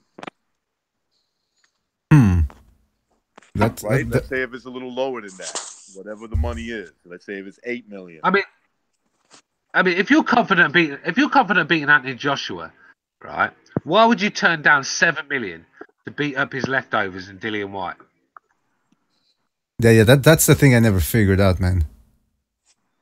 It would appear in that instance that he was maybe, I don't know, dare I say, ducking Dillian White. Maybe Al Heyman wanted nothing to do with it. I don't know. I mean, it's like I said, all this is posturing from both guys, from both sides. I'm not going to accept 12 million. Well, I'm not going to give you more. Well, I'm not going to England. Well, I'm not going to the US. They're just trying to beat each other at negotiating table so that when they go into... Yeah, but let's be real. Joshua's done everything he can. 12 million is a massive amount of money, bro. Yeah, but based off of how much... Like, what's the pot really like? You know, if you count all the attendance numbers and the pay-per-view buys and all that, like what... How much is that fight worth? I mean... Why don't we break it down? Why don't we break it down? Like, what's Deontay Wilder bringing to the table? How about that? A title, that's it. He's bringing that last belt. Well, I mean, let's face it. The fight wouldn't be as big if Joshua was fighting Takam again or Randy Ruiz or Pulev. No. Yeah, Wilder's the only guy that can generate the interest. Because Wilder's also, the thing with Wilder is he's a character. He'll sell the fight, and you can sell his record to casuals. That's 40 right. with 39 knockouts, you could sell that easily. And he's going to try to kill Joshua. That fight sells every day of the week. But let's be real, without Anthony Joshua's fans, it doesn't. Yeah, you're right. I mean, I don't care what the split is. I think 70-30 is a reasonable split between them. That's very reasonable. Yeah, like 7, maybe, I don't know if that's a little too much for Wilder, but who cares? Like 70-30, get this fucking fight over with already. It's like, I think they're trying to do a Mayweather-Pacquiao situation or Lewis Tyson where they just keep... The thing is, though, when Mayweather was making fights, no one ever questioned opponent was getting. You know, no one said more. You got to give him more. He was the A side. He gave the details out, and they signed it. And it's simple as. At the end of the day, you can't to Floyd Mayweather just like you can't dictate to Anthony Joshua. If for a fight, where is he going to make that anywhere else in the world? Yeah, that's a good point. That's why Joshua should get the bigger share of the pie. I mean, when you had Pacquiao and Mayweather, they had options, and they were both A sides. In this situation, Deontay Wilder compared to Joshua is not an A side. You know, in the U.S., he can't fill seats. Outside of Alabama, very few people know him. He's a dangerous fighter, don't get me wrong, and he does generate interest if you match him with Joshua. But there's absolutely no doubt. There's absolutely no doubt that Joshua deserves the bigger slice of the pie. And if you say that that isn't true, then you're a Wilder fanboy and you cannot be taken seriously. That's just the way I see it. I say 60-40. 60-40. If he wants to do it, because either way, he's got to fight Alexander Povetkin or make a fight with Wilder. Or what else is he going to do? He wants that Wilder fight. Joshua says he wants Povetkin to hold off on that. Yeah, that's why he's pushing. That's why all of a sudden he's talking Wilder. He wasn't talking about Wilder. Yeah, you're right. Yeah, because Povetkin's a much bigger risk, for less money. Yeah, you're right. Yep. He wasn't talking about Povetkin until they were talking about what, putting Povetkin in there with Dillian White. Dillian White was talking about like the gatekeeper to get to Joshua. And now that the WBA is standing behind Povetkin, Joshua's like, well, come on, Wilder, let's get this fight made now and all that. And you don't think Wilder knows this? Of course he knows this. So he's gonna play his cards. You know what I mean? Wilder knows how dangerous Povetkin is. He's got no cards. Right, and look, AJ is Wilder's stuck between a rock cards and a hard place. That's the point. He's stuck between a rock and a hard place. Fight, give me a lot of money, or fight Povetkin and maybe get knocked out, embarrassed. You know, exactly. Less money. So Wilder's got pocket aces right now, to be honest, dude. He's in a good situation right now. I offer him 25 to 30% of the purse split. See if he goes for it, because the Povetkin situation could be one of those. Not saying that Povetkin is more dangerous than Wilder in the ring, but the money would be worth it if, let's say, if he lost to Wilder. You know what I'm saying? Whereas in comparison to Povetkin, he's going to get less money, and if he happens to lose that fight, he could be, fucked in that situation. He can get a rematch clause with Wilder, not with Povetkin. If he gets his ass kicked by Povetkin, it's pretty much done. Yeah. It spoils the Wilder fight then if he loses to Povetkin. Oh yeah, totally. Because the whole point is this is two undefeated, young heavyweight champions about to go at it, and they both have high knockout percentages. Mm-hmm. If one guy gets cracked and stopped, and it takes away a lot of that appeal. But if you think about it, Joshua he's a big star in the UK. That's really the only ace he has in negotiations, because if you're talking worldwide, he's not really that known. No, it's not like outside of the UK. In the UK, if you want to really think about it, I mean, okay, he's big in the UK. He's generating a lot of money, but in the United States, it's a lot harder to be famous if you're a boxer, because you got to compete with other sports. NFL and the NBA go first, or even baseball, I would assume. But the point is, I hope this fight happens. I hope they use Povetkin a little bit as a negotiation tool, or as a pawn rather, in order to get this fight made. Because I don't think either guy wants to face Povetkin for less money. Why is this fight BDA? Why is this fight a big fight? What have they done? Well, okay, I'll explain it to you, because I've said this before. The fact that it's right now, Wilder and Joshua have set up themselves apart in this division. Now, you want to say it's a weak division, that's fine, but they have set themselves apart. Number 2, they're undefeated. Number 3, both guys seem to have chin issues. So it would be a riveting fight in that sense, and it would crown the number 1 guy in the division. That's my take on it. My point is that I don't. Okay, I agree with what you're saying in terms of them being young, and they to me they're still sort of unproven. Like when you look at their resume, right? I mean, okay, when it comes to Anthony Joshua, I agree he has a better resume than Wilder at this point, right? Wilder at 45, pretty shitty resume. These guys, there's a lot of guys in the heavyweight division that they haven't beat, and people are just saying they're better. Alexander Povetkin is one, right? And then you got what's his name? I think he would beat this guy, the guy that I can't get his name right now, the one that Vladimir Klitschko knocked out in the Pulev, right? Okay, Pulev, I would agree that I think AJ and maybe Wilder could more. I would probably give them the edge, but we don't know that for sure. It's just. My point is the media, the boxing media, is pushing this as the next biggest fight, where these guys haven't really proven that they're clearly the best at heavyweight. Yeah, I agree with that. I agree with Casuals are that. pushing it too. The casuals are pushing it hard on social media, and it's hard to even just have a simple conversation with them about what we're doing. They're just gonna like either block you or ignore you or say you're a troll, you don't know shit. And it's kind of mind-boggling because they're the ones that don't know shit. But I mean, they're all repeating the same thing, and it's just casual fans, man. My thing about the fight. Hold on, go on. I don't get why Joshua gets a lot of stick for his resume. If you look at his resume, he's fought a lot. Most of the top 10 guys, he's fought. I mean, when you look at who the threats are in the heavyweight division, he's fought the most. It's only Wilder he hasn't fought, and Ortiz. I don't see him as a threat. But Dillian White, who everyone's talking about right now, he's fought. He's fought Klitschko, who was one of the greats. He's fought Takam Joseph Parker, who had one of the belts. I mean, the guy's only had 21 fights. I mean, I think we have to take our hat off to Joshua because he is fighting. No, I agree, Stu. His resume is pretty good, and you could put it compared to Wilder. I'll say this until proven otherwise, until Wilder steps up. He has a much better resume than Wilder. That's my opinion. He just has a better resume in half the fights than Deontay Wilder. But my point is that there's still, this is a media push as these two guys are the very best.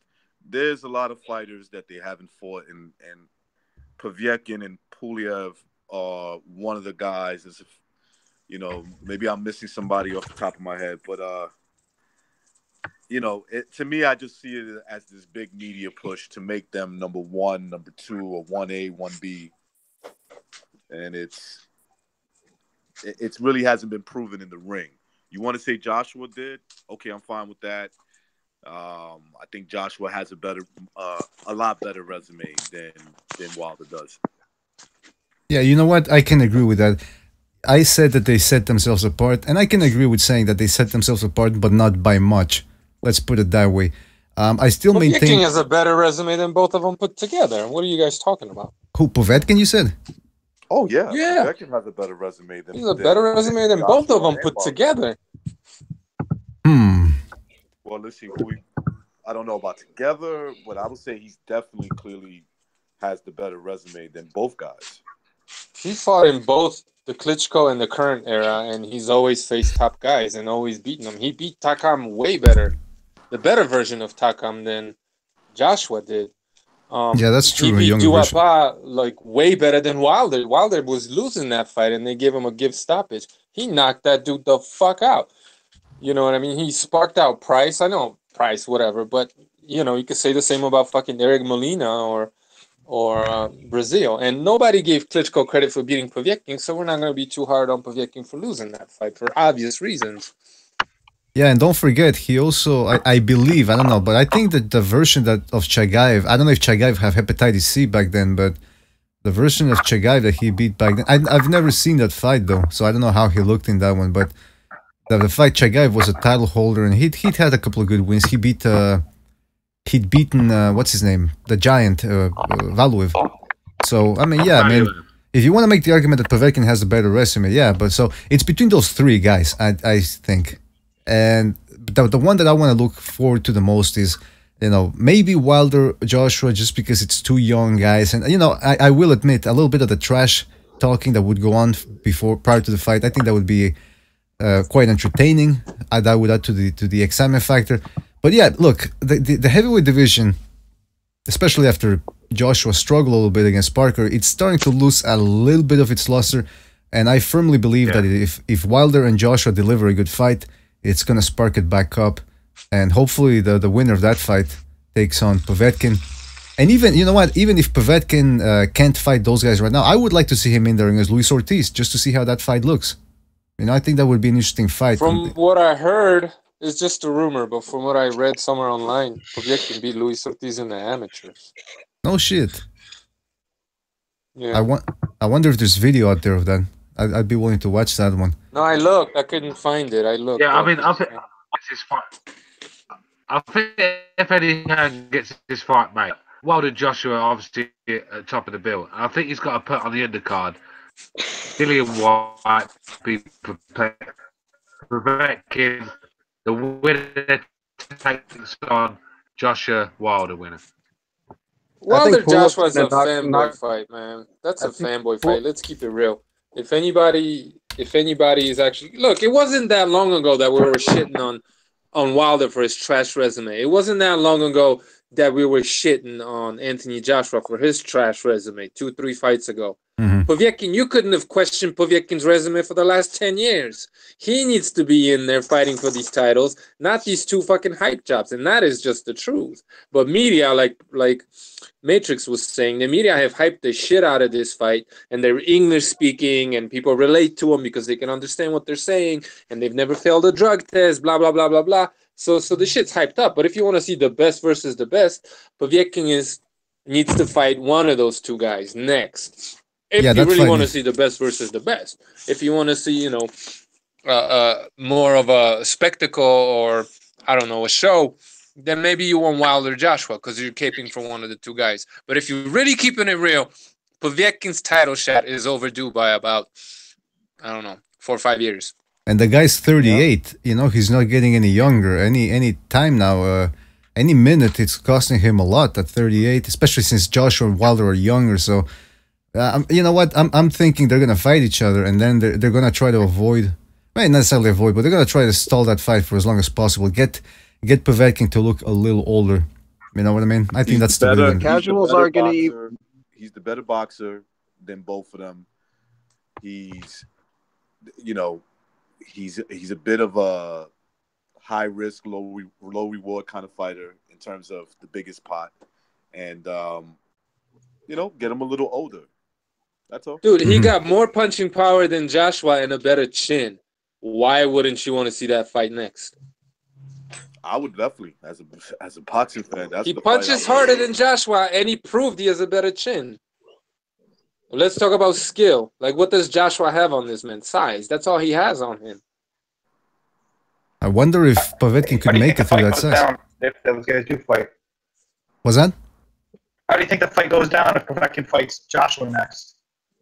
Joshua cheats his way to like a TKO.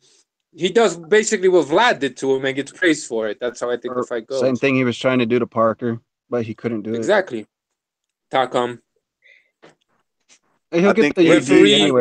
The referee's gonna jump in there, protect AJ. He's gonna fucking warn Povetkin for everything. If Povetkin throws a combination, he's gonna stop the action and yell, "Don't hit Joshua!" You know what I mean? This is your last warning. You know this. I know this. We all know this. Let's keep it real. So then the fight shouldn't happen then, because no matter what happens, he's gonna get cheated.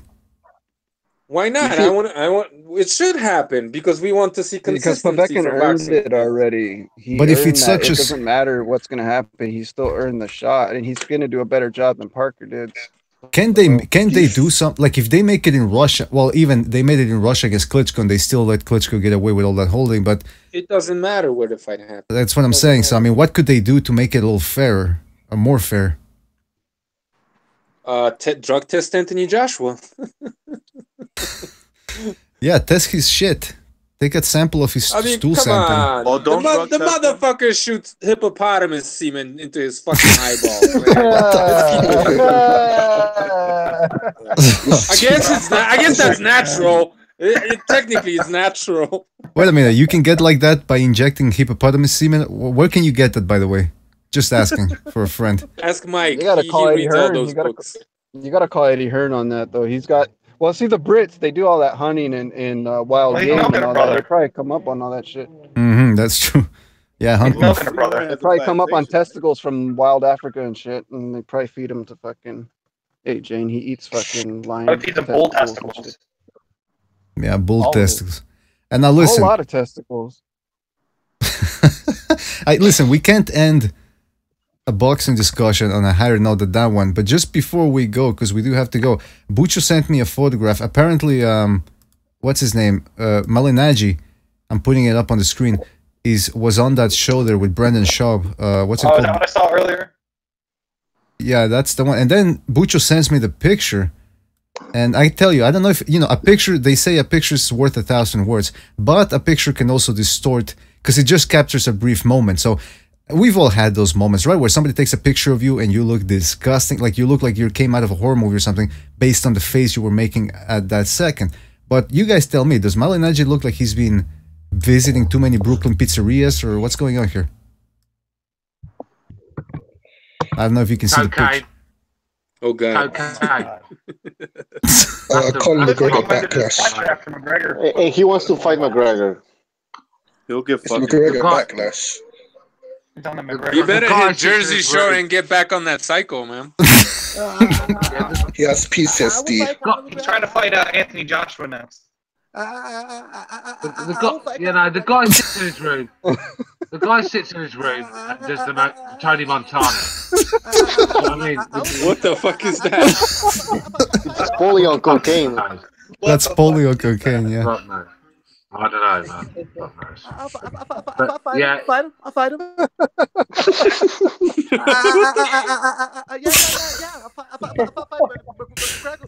I'll fight him. Catch and shoot.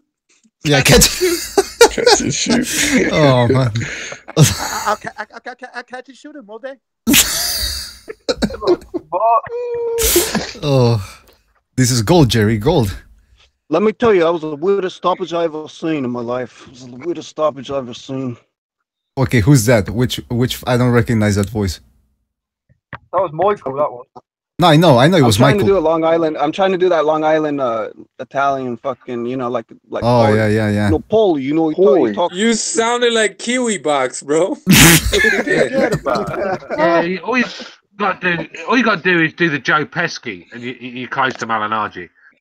But yeah, it's true, huh? That's a fucking like you gotta do that voice there a little nasally. Yeah, exactly. And this motherfucker's hitting me in the face. I'm saying, you motherfucker. Sorry, something like that. I don't give a fuck what people say about me. I don't care. I mean, that's it. I don't care.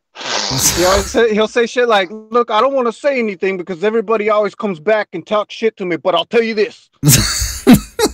Yeah, that's the Italian. That's that Italian passive-aggressive type shit where they go, "There's a lot of things I could say that I am not going to say." Okay, what the fuck does that mean? Yeah, I'll fucking beat McGregor. He's obsessed with McGregor. It's not natural. I know we talked about it in another episode, but it's PTSD.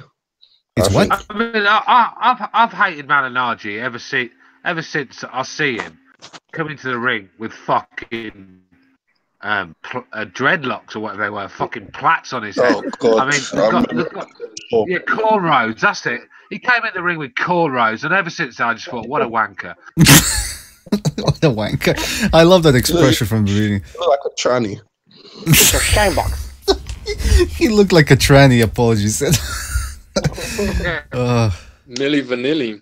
Yeah, exactly. He should have run away like Milli Vanilli. He did like Holly Holm, innit? Okay, that makes no sense.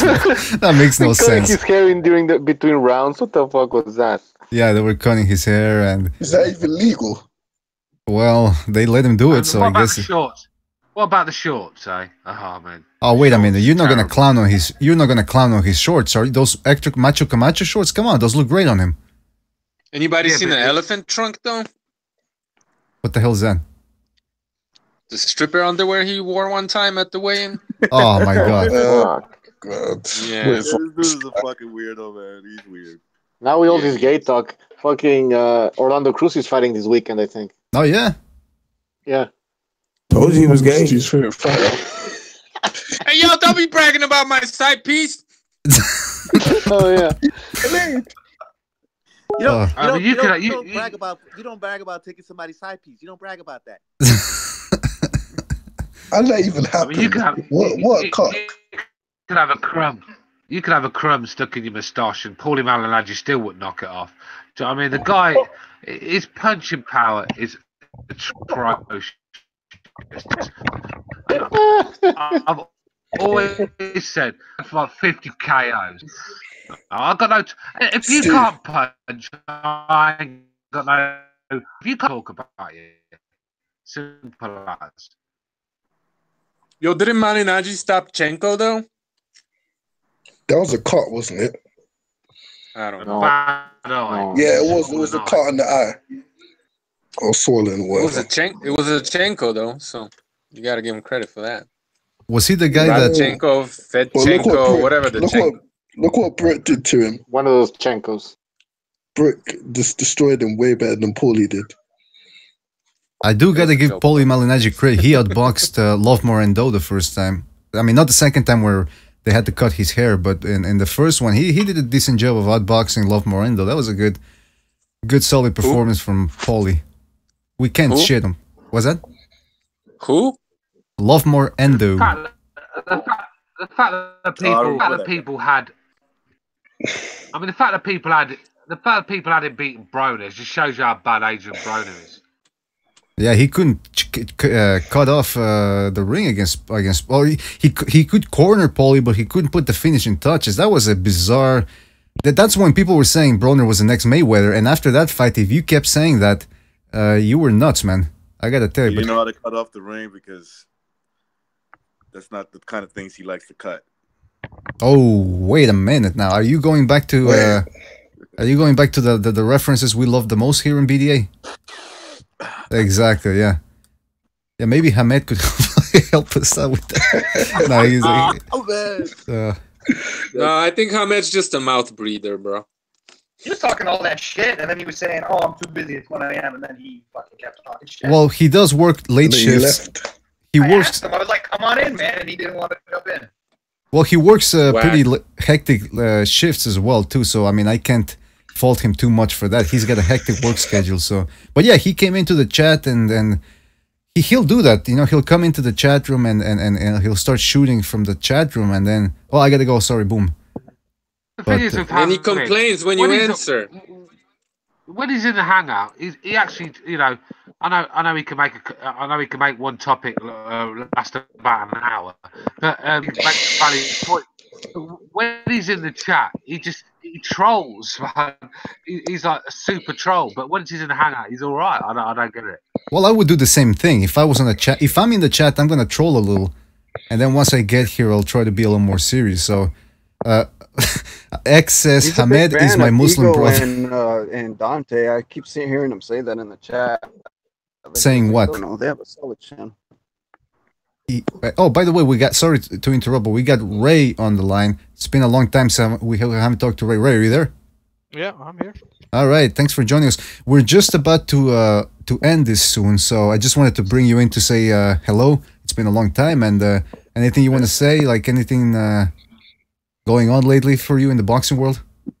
No, I was just reading. I mean, you may have already covered it. I was just reading earlier about how Spike O'Sullivan's no longer a contender. Oh. Man, this whole situation, he said it's not enough money. And just this whole situation, man, with Canelo, it's fucked shit up so bad in a way that nobody really thought that this was going to potentially happen. Mm-hmm. And now Canelo wants him to wait for however long his suspension is going to be. It's just fucked up, man. You know, people always, you know, it just proves the point that everyone always talks about just, oh, I want Golovkin. And then when the time comes, people are always like, oh, I need like 2 weeks. I need 2 months. I need to train. I need to do this. It's fucking sad, man. It really is. So I'm if guessing. you believe in yourself, you're going to fucking take a fight. You know what I'm saying? Right. If you When I read want it, about that, it's just sad, man. when they took it off of pay-per-view, that's when Spike was like, you know, I think I'm done. Fucking Christ. Yeah, these guys all want to fight Triple G, but they want to get paid like they're fighting Canelo, and it's just not gonna happen, man. Exactly. They want to get paid like they're gonna, like it's their last fight, man. Yeah, it's They're gonna pay insurance. He's not a cash out fighter, man. In that, you know, people just gotta fucking understand that. Golovkin's not giving you fucking extra money on fucking 4 weeks' notice when he was expected to make what, 15 million? Mm-hmm. Like that's not happening. Yeah, I mean, because Golovkin is essentially taking a massive pay cut from what he was gonna make. Yeah, and so you he think should- that you're gonna get that type of money? Like, no, man. If he wants to fight, you know, Jaime Munguia and try and make as much money as he can in 2 weeks, fine. Well, that got ruled out too, so it's like, you know, I don't know. I heard that Derevchenko's people were pushing real hard for it, so I don't know. But they'll probably say the same shit. Oh, we need a month and a half. We need 2 months. You know, it'll be the same shit all over again. Nobody wants to step up and fight him. Derevchenko on the Al Heyman side of things anyway? It's like, yeah.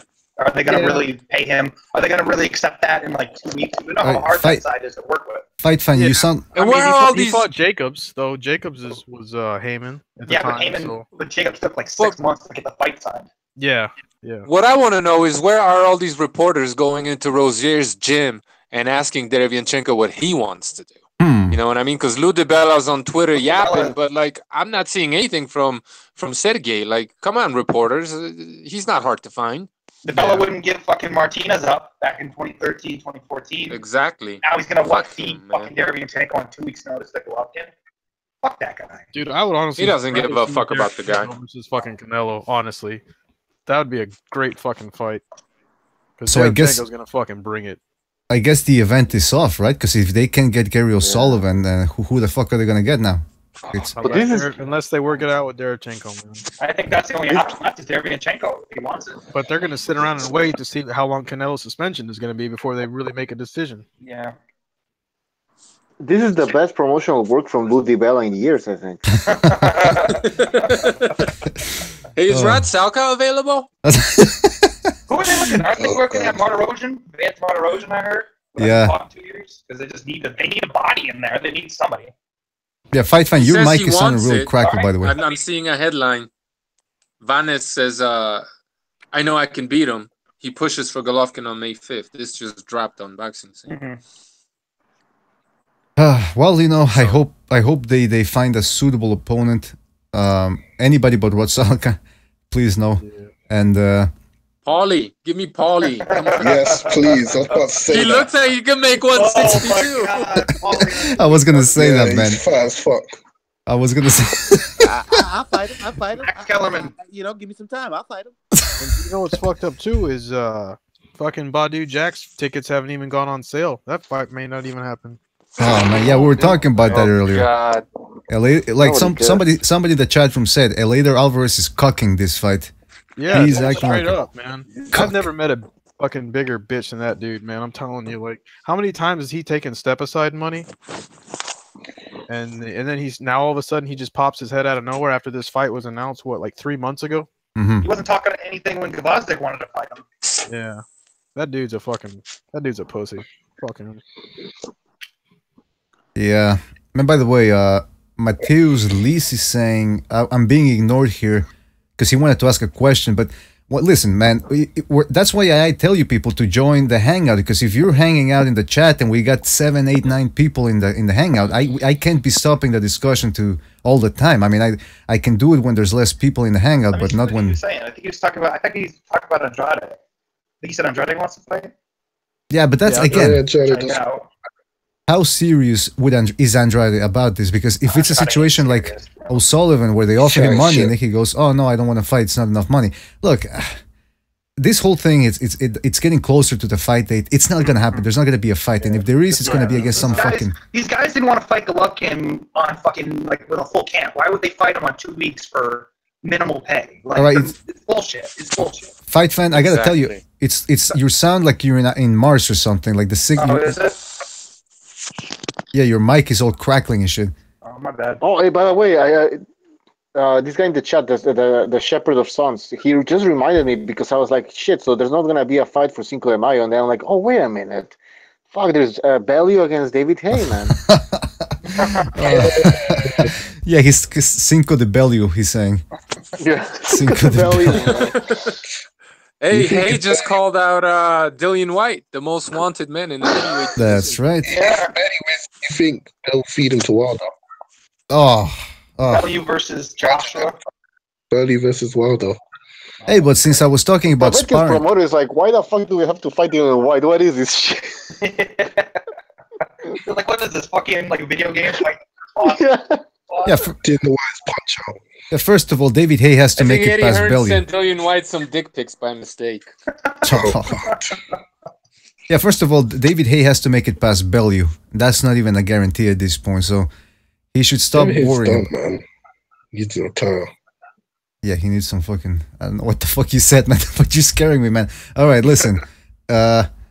We gotta go, unfortunately. I want to thank everybody that was on the panel. I want to thank Stu Little. I want to thank Recognize the Matrix. I want to thank Precise. I want to thank. The second Renaissance tomorrow. That's kind of cunning. At Do it. I'll be there. well, first of all, Bucho, let me finish the thanking people, and then we can talk about Well, second before races. everyone leaves, though, because people are gonna start leaving. Yeah, you're right. That's usually what they'll do. Yeah. Once Okay, that's a good start point. saying- Yeah. Second Renaissance tomorrow. I don't know. I'm got some things planned tomorrow. Make that talk again. Make that you want.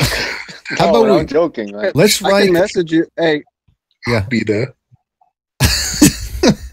I'll be there. Yeah, it's for talk for the make that. Yeah, who said I'll? Somebody was gonna say something. Hold on. Who was it? Was it Michael? no, I'll message King Bucho like to give him ideas of what we could bring up or something like anything pretty- you guys haven't touched Kellerman's on a yet. lizard Like I man. don't know. Well, Go there. I don't know if they have Alien it. fuck. who was it that said that Mike Kellerman's brother was a sacrifice? Me. Yeah, somebody said that. I think. Ain't even Somebody said that sick Illuminati shit, man. sacrifice. All right. Burning hell. A sacrifice for what? Anyway, look, listen. The boxing We'll god. get into it. We'll get into it tomorrow. You're gonna get a shutdown By May apology. 5th. Listen, maybe it was a sacrifice to the Heyman moon god. I hear he's coming back during the harvest. I think he's gonna come back in October, which is the harvest season. Look, I don't know, Bucho. What time would you want to do that? Second Same Renaissance, time. like today, 6:30. Yeah. All right, who's down for that tomorrow? I'm down. All right, Michael, I'm down. Ray. I can drop in a little later. Yeah.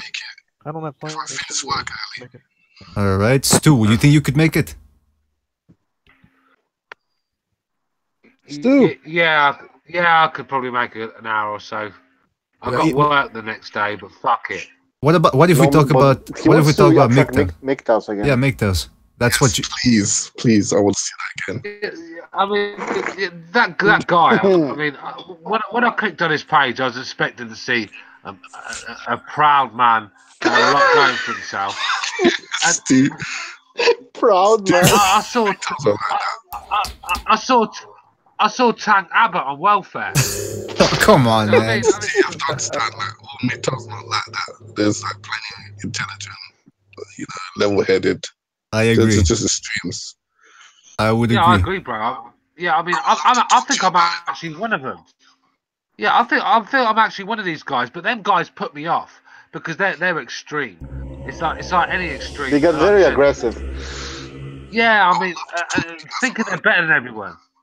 I mean, like this guy thought he was better than everyone. I thought, yeah, this guy's gonna, he's got a lot going for him. And then when I clicked on his page and saw his video, Tank Abbott on welfare. Okay, stop saying that, man. Stop saying that. Oh, you're gonna get us a bunch of enemies, man. Stu, do you remember his YouTube name? Huh? Do you remember his? Oh yeah, I was YouTube wondering channel? that too. What's his name? I clicked on it. Yeah, I clicked on his YouTube channel and he does traversable, isn't it? I don't know remember. Yeah, he's a bit crazy. Oh, you're familiar with him? Yeah, he's just mental. He will just do stuff like that. He'll probably call you a paedophile next. He does stuff like that. Yeah, but my God, he called us like simps. But the funny thing is, this guy says, he's going his own way. He's got no choice to go his own way. Look at the ugly fucker. Jeez. Oh, I can see why Stu is so popular in the YouTube community. I think they're angry at you, just angry at the world, how they've been treated. Yeah, but, that's just my interpretation. That's what I saw. And that's I what saw a guy that was just angry at the world. It's to me, it seemed like a left-wing ideology. That's I think Precise knocked it on the head. It seemed like that they're part of a cultural Marxist left-wing ideology. That's how I see it. I have to disagree with Precise, but I would come on the second Renaissance and talk to him about that. All right, so there you go. We got something set up there. We could also talk a little bit about the I don't know if anybody wants to get into that, but there's a bunch of things like the Syrian conflict that's about to go down. A lot of people are afraid. It's not happening. No, I hope not. I'll explain everything. All right, fantastic. All right, so listen.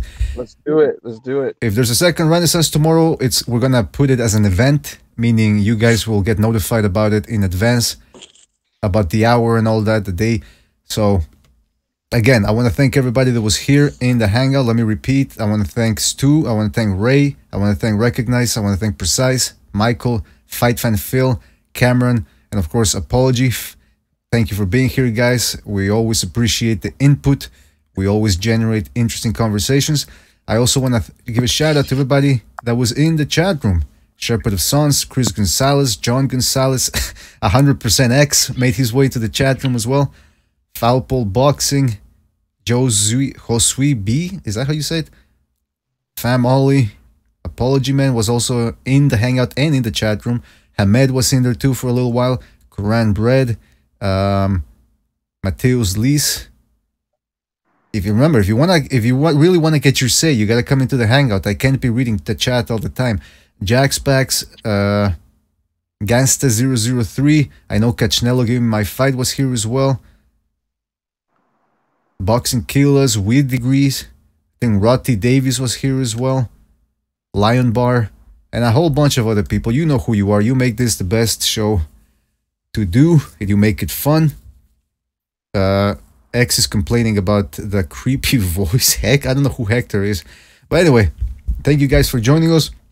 We'll probably see you tomorrow at Second Renaissance. I'm not entirely sure, but I'm pretty sure if we do, and if I'm not there, I think worst case scenario, Butch is gonna be there. But I'm gonna try my darnest to be there and make it a good show. Don't forget to like and subscribe, hit the notification bell, subscribe to BDA also, or normal channel, or usual, main channel, the mother channel, as I like to call it. And that's about it, guys. We'll see you in the next one. Take it easy. See you in the next one.